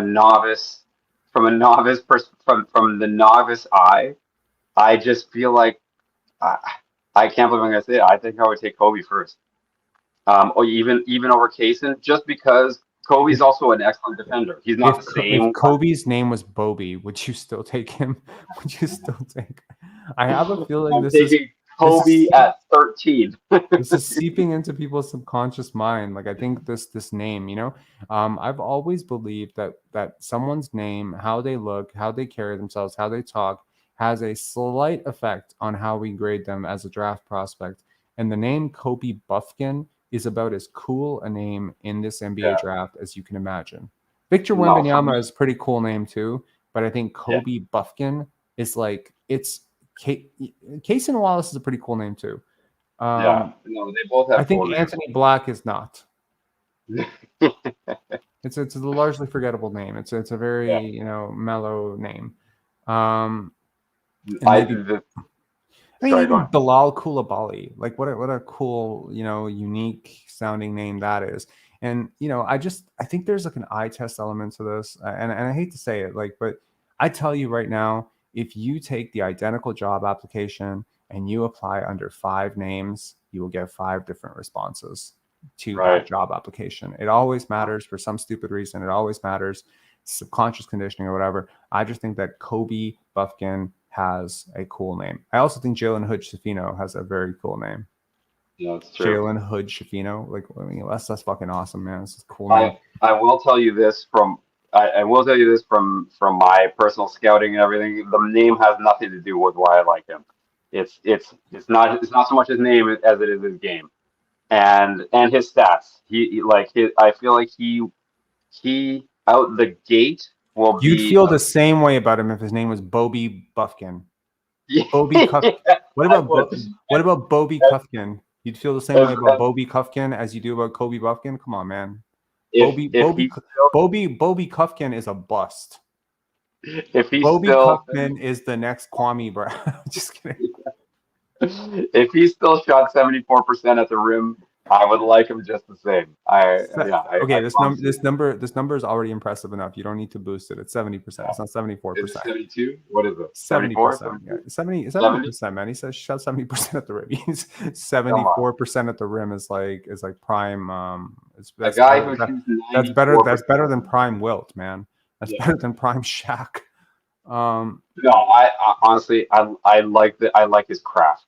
I'm so into crafty players. Like that's one of the reasons I like Halliburton. He's so crafty, right? Chris Paul, guys like that. Jalen I love Williams. Kyrie, right? Jalen Williams. Yes, J-Dub. so Yep. crafty, right? Yep. Like guys who have that craft, and usually the craft has nothing to do with their athletic ability. And while Kaysen has a better, I feel like he has a more NBA ready body. He's a little bit thicker and a little bit more muscular, a little bit more built. Like Kobe just looks like what? This comment. What comment? How many spins do you think Pascal could do? That's a good one, bro. Sean S is Sean S a rapper?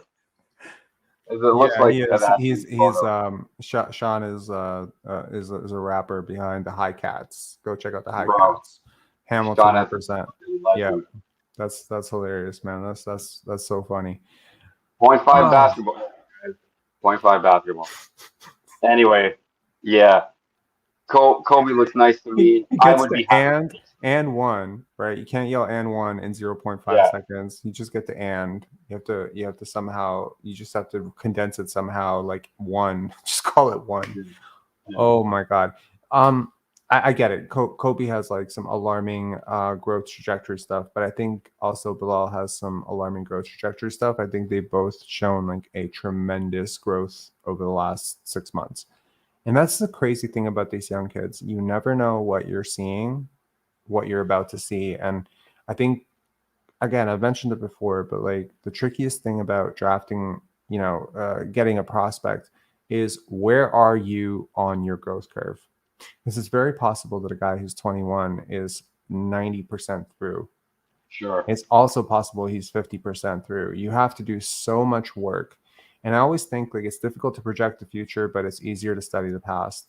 And so you have to draw the entire trend line, which is why it is important that the Raptors scouted Scottie when he was 15 years old. It's totally relevant Right. because they watched the entire progression through EYBL, through U16, through U19, through, to Florida State, and to just see it all come forward. And then through that 4 years of study, and there's no way around it. That's the problem. Like a lot of these teams are very lazy with their scouting, and they try to think, well, when the guy goes to a Division I program, then we'll really start to hone in on him.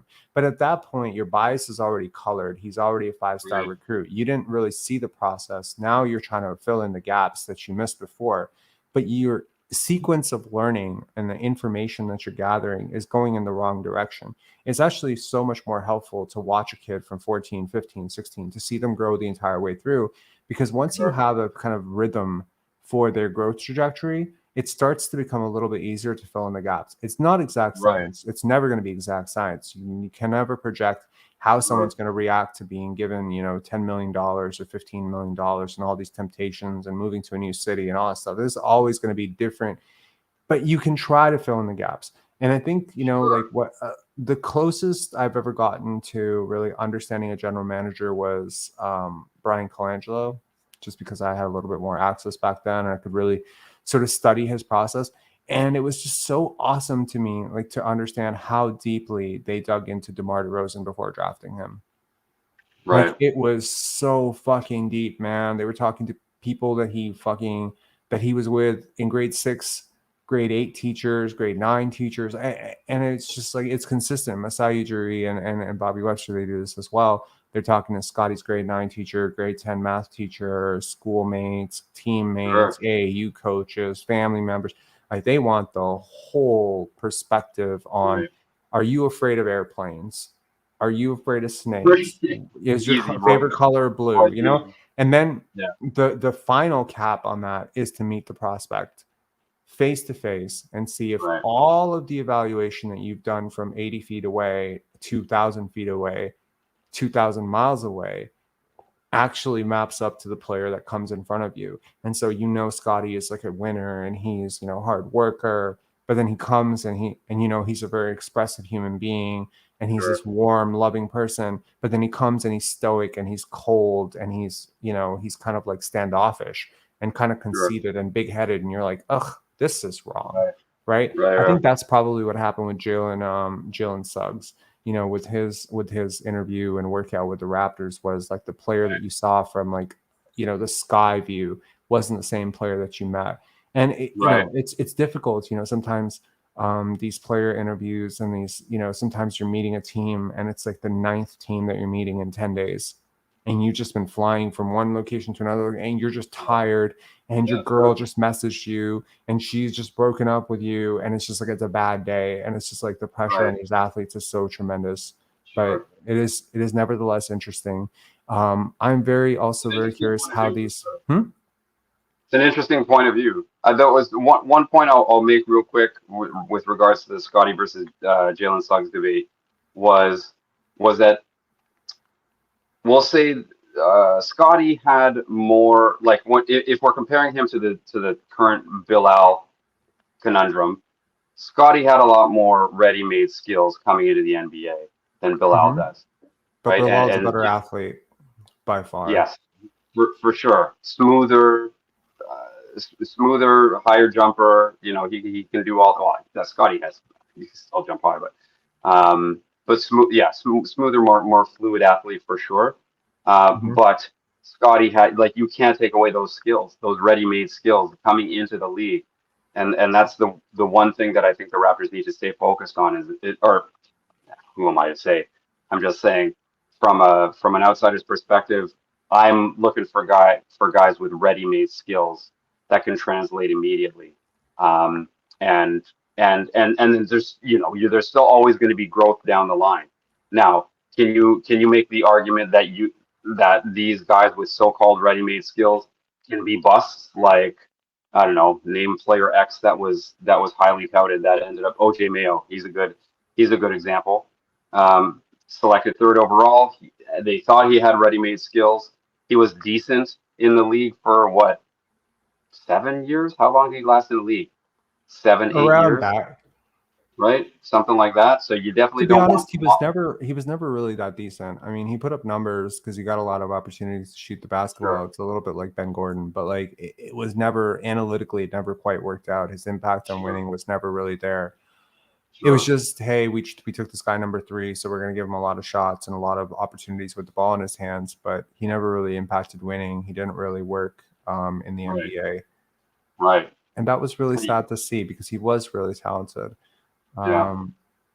Sebastian Telfair comes to mind, you know, like really talented. I remember a slam cover with Bassie and Braun, right? Like Sebastian Telfair and LeBron James. That was like, that's the future. They got next, you know? And then seeing Sebastian Telfair with the Raptors, you know, one of my unheralded sort of bouncing around ideas, like one of my favorite Raptor players of all time is Rafer Alston. I don't know why. I loved him. I just loved him. It's kind of a tragedy that he and Vince ended up not getting along, but yeah, I really liked him. I liked his entire story, his entire arc. I was just a really big fan of And1 basketball. But yeah, Sebastian Telfair and OJ Mayer are just great examples of where the trend line or the trajectory that you're watching, like, you're not seeing the full picture because these guys are just so skilled. Like, they're so skilled. It's the same thing with Lonzo and LaMelo, right? They're so skilled relative to kids their own age, and their parents and their training regimen, and just the fact that they're 6'7" or whatever, just has them ahead of every kid their age whenever they face them. Like, their training and their skills development is further along because they just picked up, you know, basketball sooner, and they picked up all the right drills sooner, and they had all the right coaching. But at some point, it does catch up with you, right? When you get to the NBA, everyone has access to pro coaches, pro diet, pro strength and training conditioning programs or whatever. So now those advantages just go away. So if you're just a guy, and I've always looked at this, you know, like when I look at players who are dominating in the college level, like a Cam Whitmore, where I'm like, how many teams have anyone in his physical sphere, even though he's 18 years old? Like, there's not a team that I can think of that, like, most teams on a nightly basis don't have anyone who can just athletically do anything with him. Now, how many NBA teams can he do that against? Not one. There's not one NBA team that he could do that. He can do that against Jimmy Butler. So he's going to have to actually learn how to play basketball. And now you know, taking a top 5, top 6, top 7 pick on him, are now banking on this guy learning to exercise a set of advantages that you have never seen him set. You know, you've never seen him play make for others, whether at AAU level, high school level, whatever, or in college here. And that to me is always like a little bit shaky, right? Like I want to know early on, how do you play with good players? How do you play off of other good players? How do you play against players your own size? And so some of those questions, like, you know, like with a Bilal Coulibaly, are just answered already for you. You've already seen how he does against grown men. You know what I mean? You've already seen how Scoot Henderson does against grown men. You have no idea how Brandon Miller is going to do against players his own size, because he is just, you know, he's just really big. And there just aren't a lot of 6'9", you know, twitchy. Like if I put Scotty Barnes on Brandon Miller, I think Brandon Miller is going to have a really bad night. And I think the same thing about, you know, an OG Anunoby. But he didn't see any OGs and Scotties in the NCAA. Granted, he's not going to see them. I think you go with a guy like Brandon Miller. You go into it as a team, trying to fit into the MPJ type mold to start, and then see where he can go from there. Like they're not giving MPJ the ball and saying go cook, right? Like they probably were at Alabama, right? They're setting screens for him. They're trying to get him off of like pin downs and getting him in the open. You know, so like I think that he has a good chance to be good. Maybe not Paul George good, but like a good player for sure. No, MT brings up a really good point here, and again, it's the only point that, you know, always stumps me on all the Brandon Miller talk. Is always, you know, I don't think I have seen a guy who had 12 plus box plus minus in college struggle in the NBA. I will, however, tell you that Malachi Flynn was almost 10 box plus minus. Just saying. Right. when Malachi, it wasn't as a freshman, but still. Real talk. When I saw Malachi Flynn played in the summer league against LaMelo Ball. I think it was first or second game in the summer league, and I shit you not, I was like, what the fuck? This guy is better than LaMelo. He was literally outplaying LaMelo Ball. Now, one game in a summer league obviously means absolutely nothing, but it looked like he had some talent. The guy looked like he could shoot, he could run a team, he could handle a little bit. He was a good player. So it is a little bit of a shock that he fell so far down by the wayside under Nick Nurse. But hey, who knows? Maybe Rakovic can resurrect him. Sprinkle some magic Serbian dust on him. Yeah, this is gonna blow some people's minds. This is Malachi Flynn's box plus minus in college. Anyone want to take a look at that? So when you say it's rare for someone with 12 plus box plus minus in college, I mean you're 0.3 off from Malachi Flynn. I'm not throwing it all into, you know, it's anecdotal, fine. It is just one example. I am, however, saying that, you know, at some point, like, he scored 18 points per game and his team was, you know, bounced, like, and he physically is more gifted and bigger than almost every single player he ever faced. So, you know, one of the draft that I was talking about, the big board that I was talking about, his case for Scoot was great. He said he is the only player outside of Wembanyama in this draft where I seriously think the upside is MVP. And that's the only other player. And I don't think that Brandon Miller has that upside. And therefore, for the team that is picking second or third, you're obviously picking second or third because you're terrible. And you need to go for that max level upside. And for people who are going to take Brandon Miller over Scoot Henderson on the basis of, well, he's bigger, I will tell you that that did not work out for DeAndre Ayton going over Luka Doncic because he's bigger, or Marvin Bagley going over Luka because he's bigger, or going over Trey because he's bigger. It did not work out for people picking Greg Oden over Kevin Durant because he was bigger. It didn't work out for people picking Sam Bowie and, you know, Hakeem Olajuwon over Michael Jordan because he was bigger. Bigger doesn't matter to me as much as better, you know. And the way that Scoot navigates around screens, like the way that he can peel off a screen, the way he can just sort of like launch, like explode downhill, the way he can get paint touches, like almost at will, the way he can sort of dictate the offense. Like to me, he's like a perfected version of like a more genetically gifted, bigger Kyle Lowry. And to me, that's not a player you pass up at 2 and sleep well at night. Like you lose your job if you pass this guy up at 2 and he becomes an MVP and Brandon Miller becomes, Rashard Lewis 2.0. Like there's a big gap between Rashard Lewis 2.0 and MVP. Like you might be, like missing the forest from the trees here with these two. And to me, it's like the safer bet to me is Scoot. So if I think he's going at 2, man. I can't see them. I think like unless the odds on favor, Vegas odds have like by the way, to anyone, does anyone want to make like really quick money? I'll give you a free tip. Victor Wembanyama is right now 100 to 1 bet to be the number 1 overall pick. So if you bet $500, you can make $5 on Victor Wembanyama being the number 1 overall pick. Is that worth Sorry, it? what are his odds? What are his odds? What are his odds? 100 to 1. Okay, so minus 100. Is that right? Yeah. No, minus 1,000. No. Wait, hold on.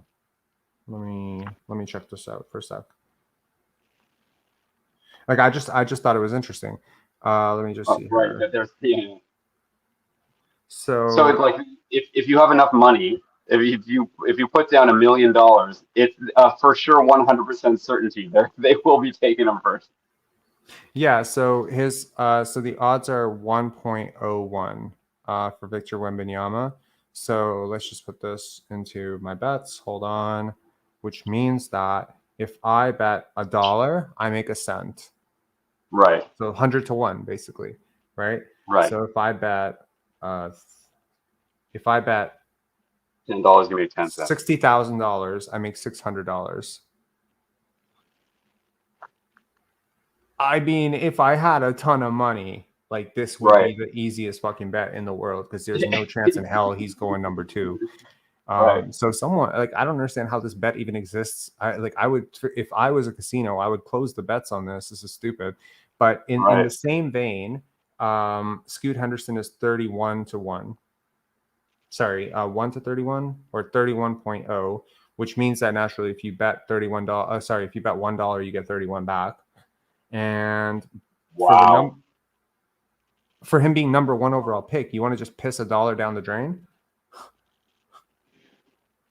You know what I'm saying, right? Yeah, no, I totally get it. That I mean, just so the fact that but for the 2nd overall pick, if you can, I don't know if you can see this. Those are the odds. I'll have to. There's a lag to my bigger screen. Yeah, so Brandon Miller 1.44. Scoot Henderson is 2.6 for 2nd overall pick, and then the Emin Thompson is 51, and Asar Thompson is 101. Jarris Walker 101. Anthony Black 101. Wow. Victor Wembanyama going 2nd overall is also 101. Nick Smith Jr., Cam Whitmore, Keontae George, Tariq Whitehead. Interestingly enough, there's absolutely no chance, according to Vegas, that Victor's teammate from Mets 92 is going to go number 2. So anyways, my point being, like, I mean, if you have a ton of money, this is a pretty easy way to make a ton of money too, because I mean, how much money would you have to bet to actually make something sizable with these odds? Right. Still. But it's a sure thing. It is a 100% sure thing. There are no airtight bets in this world, and that is as close to 1 as you'll get. MT saying their cap is like $500, so they don't lose much. Let me check. I would check. Hold on. I'm gonna check that. I'm not trying to give anyone betting advice. I'm not trying to suggest you bet, but I'm just saying when I see something stupid like this, I'm usually on it. Hang on one sec. So let me. Sorry, basketball betting channel. Nope, never happening. I don't believe in sports betting. Okay, so I'm gonna try to bet $50,000 right now. Yeah, it will allow me to bet. How much you win on a $50,000 bet? 500. It's a good way to make $500. He's not going number one. The only way he's not going number one is if he dies before the draft. Like he could break his foot and still go number one. You understand what I'm saying? Like he could literally break his foot right now. Touch wood. I hope it doesn't happen. He could break his foot right now, and it's announced that he needs a surgery. He will still go number one. There's no chance he doesn't go number one. So this to me is like, I wouldn't be surprised if I try to make this bet that it wouldn't allow me to, but I'm just letting you know. It's ridiculous. Anyways, if I bet $9,000 in Wemby, I'd get $45 back. No, you'd get $90 back, right? I think so. Yeah, you'd get $90 back. Jeez. Yeah. Anyways, yes. This guy saying he would have to lose a limb. Pretty much. Yeah, that's the only way. That's like there would have to be some accident that what? Why is Sean making me laugh so hard today, man? He's like, with my betting luck, he would get eaten by a shark. That's funny. I mean, that's why the bet exists. That's shark insurance. It's shark / stampede / fire / flood. It's like basically like life insurance at this point. Anyways, man. I don't think there's a chance in hell. Yeah, he's saying not on Betway. I'm saying on BetMGM. So that's what it is. I was thinking of betting like $10 just to make, and I was just like, it's 10 cents. I make 10 cents on $10. So what the fuck is the point of doing this? I don't know, making 10 cents. I don't know. It's better than what the banks are paying you, I guess, for 10 days worth of work. It's like a quick way to make some money. I don't know. Anyways, we've gone from OnlyFans to betting advice to draft to Denver. Any closing thoughts before we call it a night? Nothing real. No closing thoughts. I texted you earlier about going to the thing tomorrow, so I can't get out of my thing. So I'll just transfer that to you. I'll send you the email, and then I'll send you my my Raptors account number in case they ask for it. And there's an off chance that you might have to say that you're me, but they're not going to ask you to show ID or anything like that. It's happening outside I think it's happening outside in like Jurassic Park. I think they're making it like a kind of a public event, but it's not just anybody can go. It's you have to be a season ticket holder or press or whatever. I'll just send it to you. If it work, I'll say it to you right now. If it doesn't work, I'm sorry. I apologize, but I can't see it not working because it's just a confirmation email. And I think if I just forward it to you and you show it to them, they'll just let you in. Yeah, I was thinking about wanting to do a live broadcast of it. Should do it. So now I'm thinking like, do I want to do that from Jurassic Park? Am I going to be close enough? Now I'm like a little bit worried. Like, how far am I going to be from this? Is he going to be outside? Because couldn't it rain tomorrow? Like, wouldn't that be shitty if it rains on his parade? That would be so shitty. I checked the weather. I don't think it's going to rain tomorrow. And even if it does, they'll just do it inside. Like I'm sure that they would just do it inside instead. And how are they supposed to fit like so many season ticket holders inside? I mean, granted, yes, you could do it like in the Scotiabank Arena, but like, that's not typically where they do these press conferences. I mean, I've seen so many press conferences that they do. So now I'm kind of curious if they're doing it one place and they're inviting people to watch in Jurassic Park just so they have people out there to watch it. Do you know what I mean? I don't know. Now I'm kind of curious about that because it is a summer thing, right? Like, I mean, typically you wouldn't be able to do this in the winter. You know, when you're trading for Jakob Poeltl or something like that, you wouldn't be able to do this. But yeah, right. I mean, were you invited for any previous press conferences like this? What did I go to once? I went to Yeah, something. So there was an event that happened in the arena once where Mhm. where we got to talk to Valanciunas and Matt and Jack, and they passed a microphone around in the crowd, and we got to ask questions. And I asked a question about it was when Matt, what's his name? What's his last name? From Matt and Jack. Matt, not Armstrong. Fuck. Matt from Matt and Jack. He had insulted Wally from the Washington from at a Washington Wizards game. Do you remember that? No. So Wally is a rapper from Washington. Oh yes, I remember that. I remember that. I remember And that. I remember that. during their little whatever, they were chatting back and forth. Matt Devlin, yeah, exactly, Daryl S. He said something like, "Well, oh, Wally is really good, but he's no Drake," or something like that. And then fucking Wally like walked up to them in the middle of the broadcast and like, "What the fuck did you say about me?" Anyway, I literally grabbed the microphone and I asked a question about that, and it got a chuckle. But anyway, this is a thing that happened that they did for season ticket holders. Maybe I don't know when that was, 7-8 years ago, something like that. So they've had these sorts of things before, but I think they're just chuffed about their new coach, and they want for there to be a little bit of hubbub surrounding him. But yeah, I don't know, man. I would say that if you obviously have some good filmmaking friends, or like I think your girlfriend is into film and that sort of thing too. If she like kind of holds the camera while you do stuff, you could maybe have like a little on the scene reporting. Like you could be reporter Rob. It'd be fun. That would be hilarious, and that would be great if I'm in the same building as him, and it is possible. But if we're looking at a screen and we're in Jurassic Park, like in the games, then I don't Right. think it would have the same effect.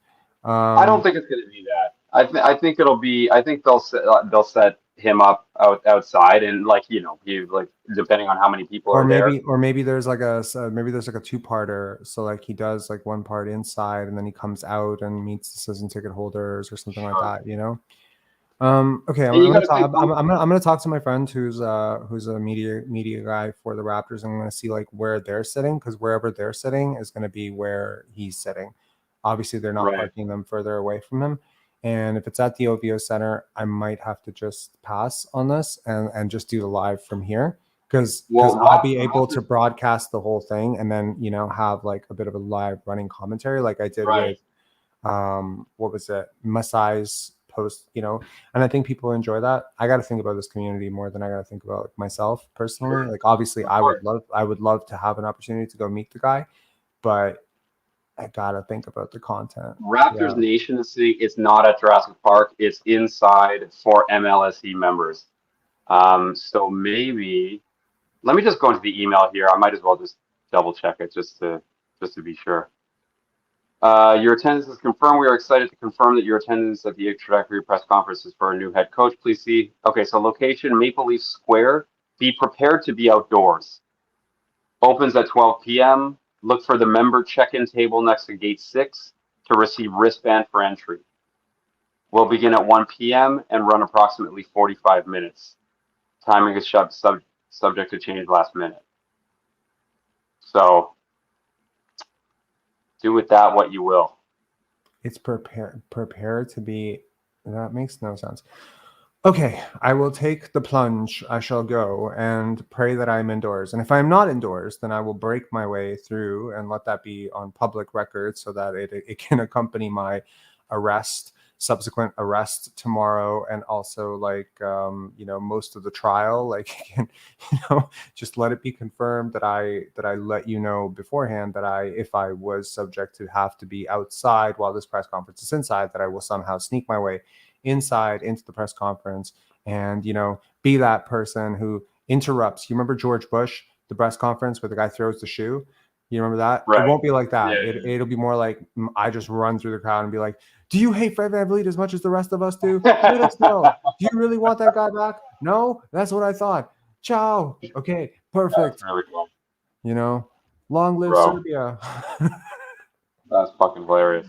Oh my God. he'd welcome you in if you said that. Okay, I'm gonna forward this to you. Do you want to give me your email address now, or you want to just text it to me? I'll text it to you. Yeah. Okay. All righty, man. All right. Have a good one. I'll talk to you All right, later. bro. And yeah, to everyone who stayed with us for nearly 3 hours, thank you so much for that too. This is, we were wrapping up an hour in, but it's always nice to have these longer conversations too. I think we covered a lot of area, a lot of space. Yeah. All right. Both basketball and not. And not. Yeah. Yeah. Have fun with your OnlyFans account tonight, bro. I already canceled it. I told you. You're not gonna catch me on a lie. I was an OnlyFans member for 15 minutes. Best 15 minutes of my life, but it had to come to an end. Alas, the relationship. All right. Peace, man. Have a good one. Yeah, I'm gonna look at regular porn now. See ya. Thanks. Bye.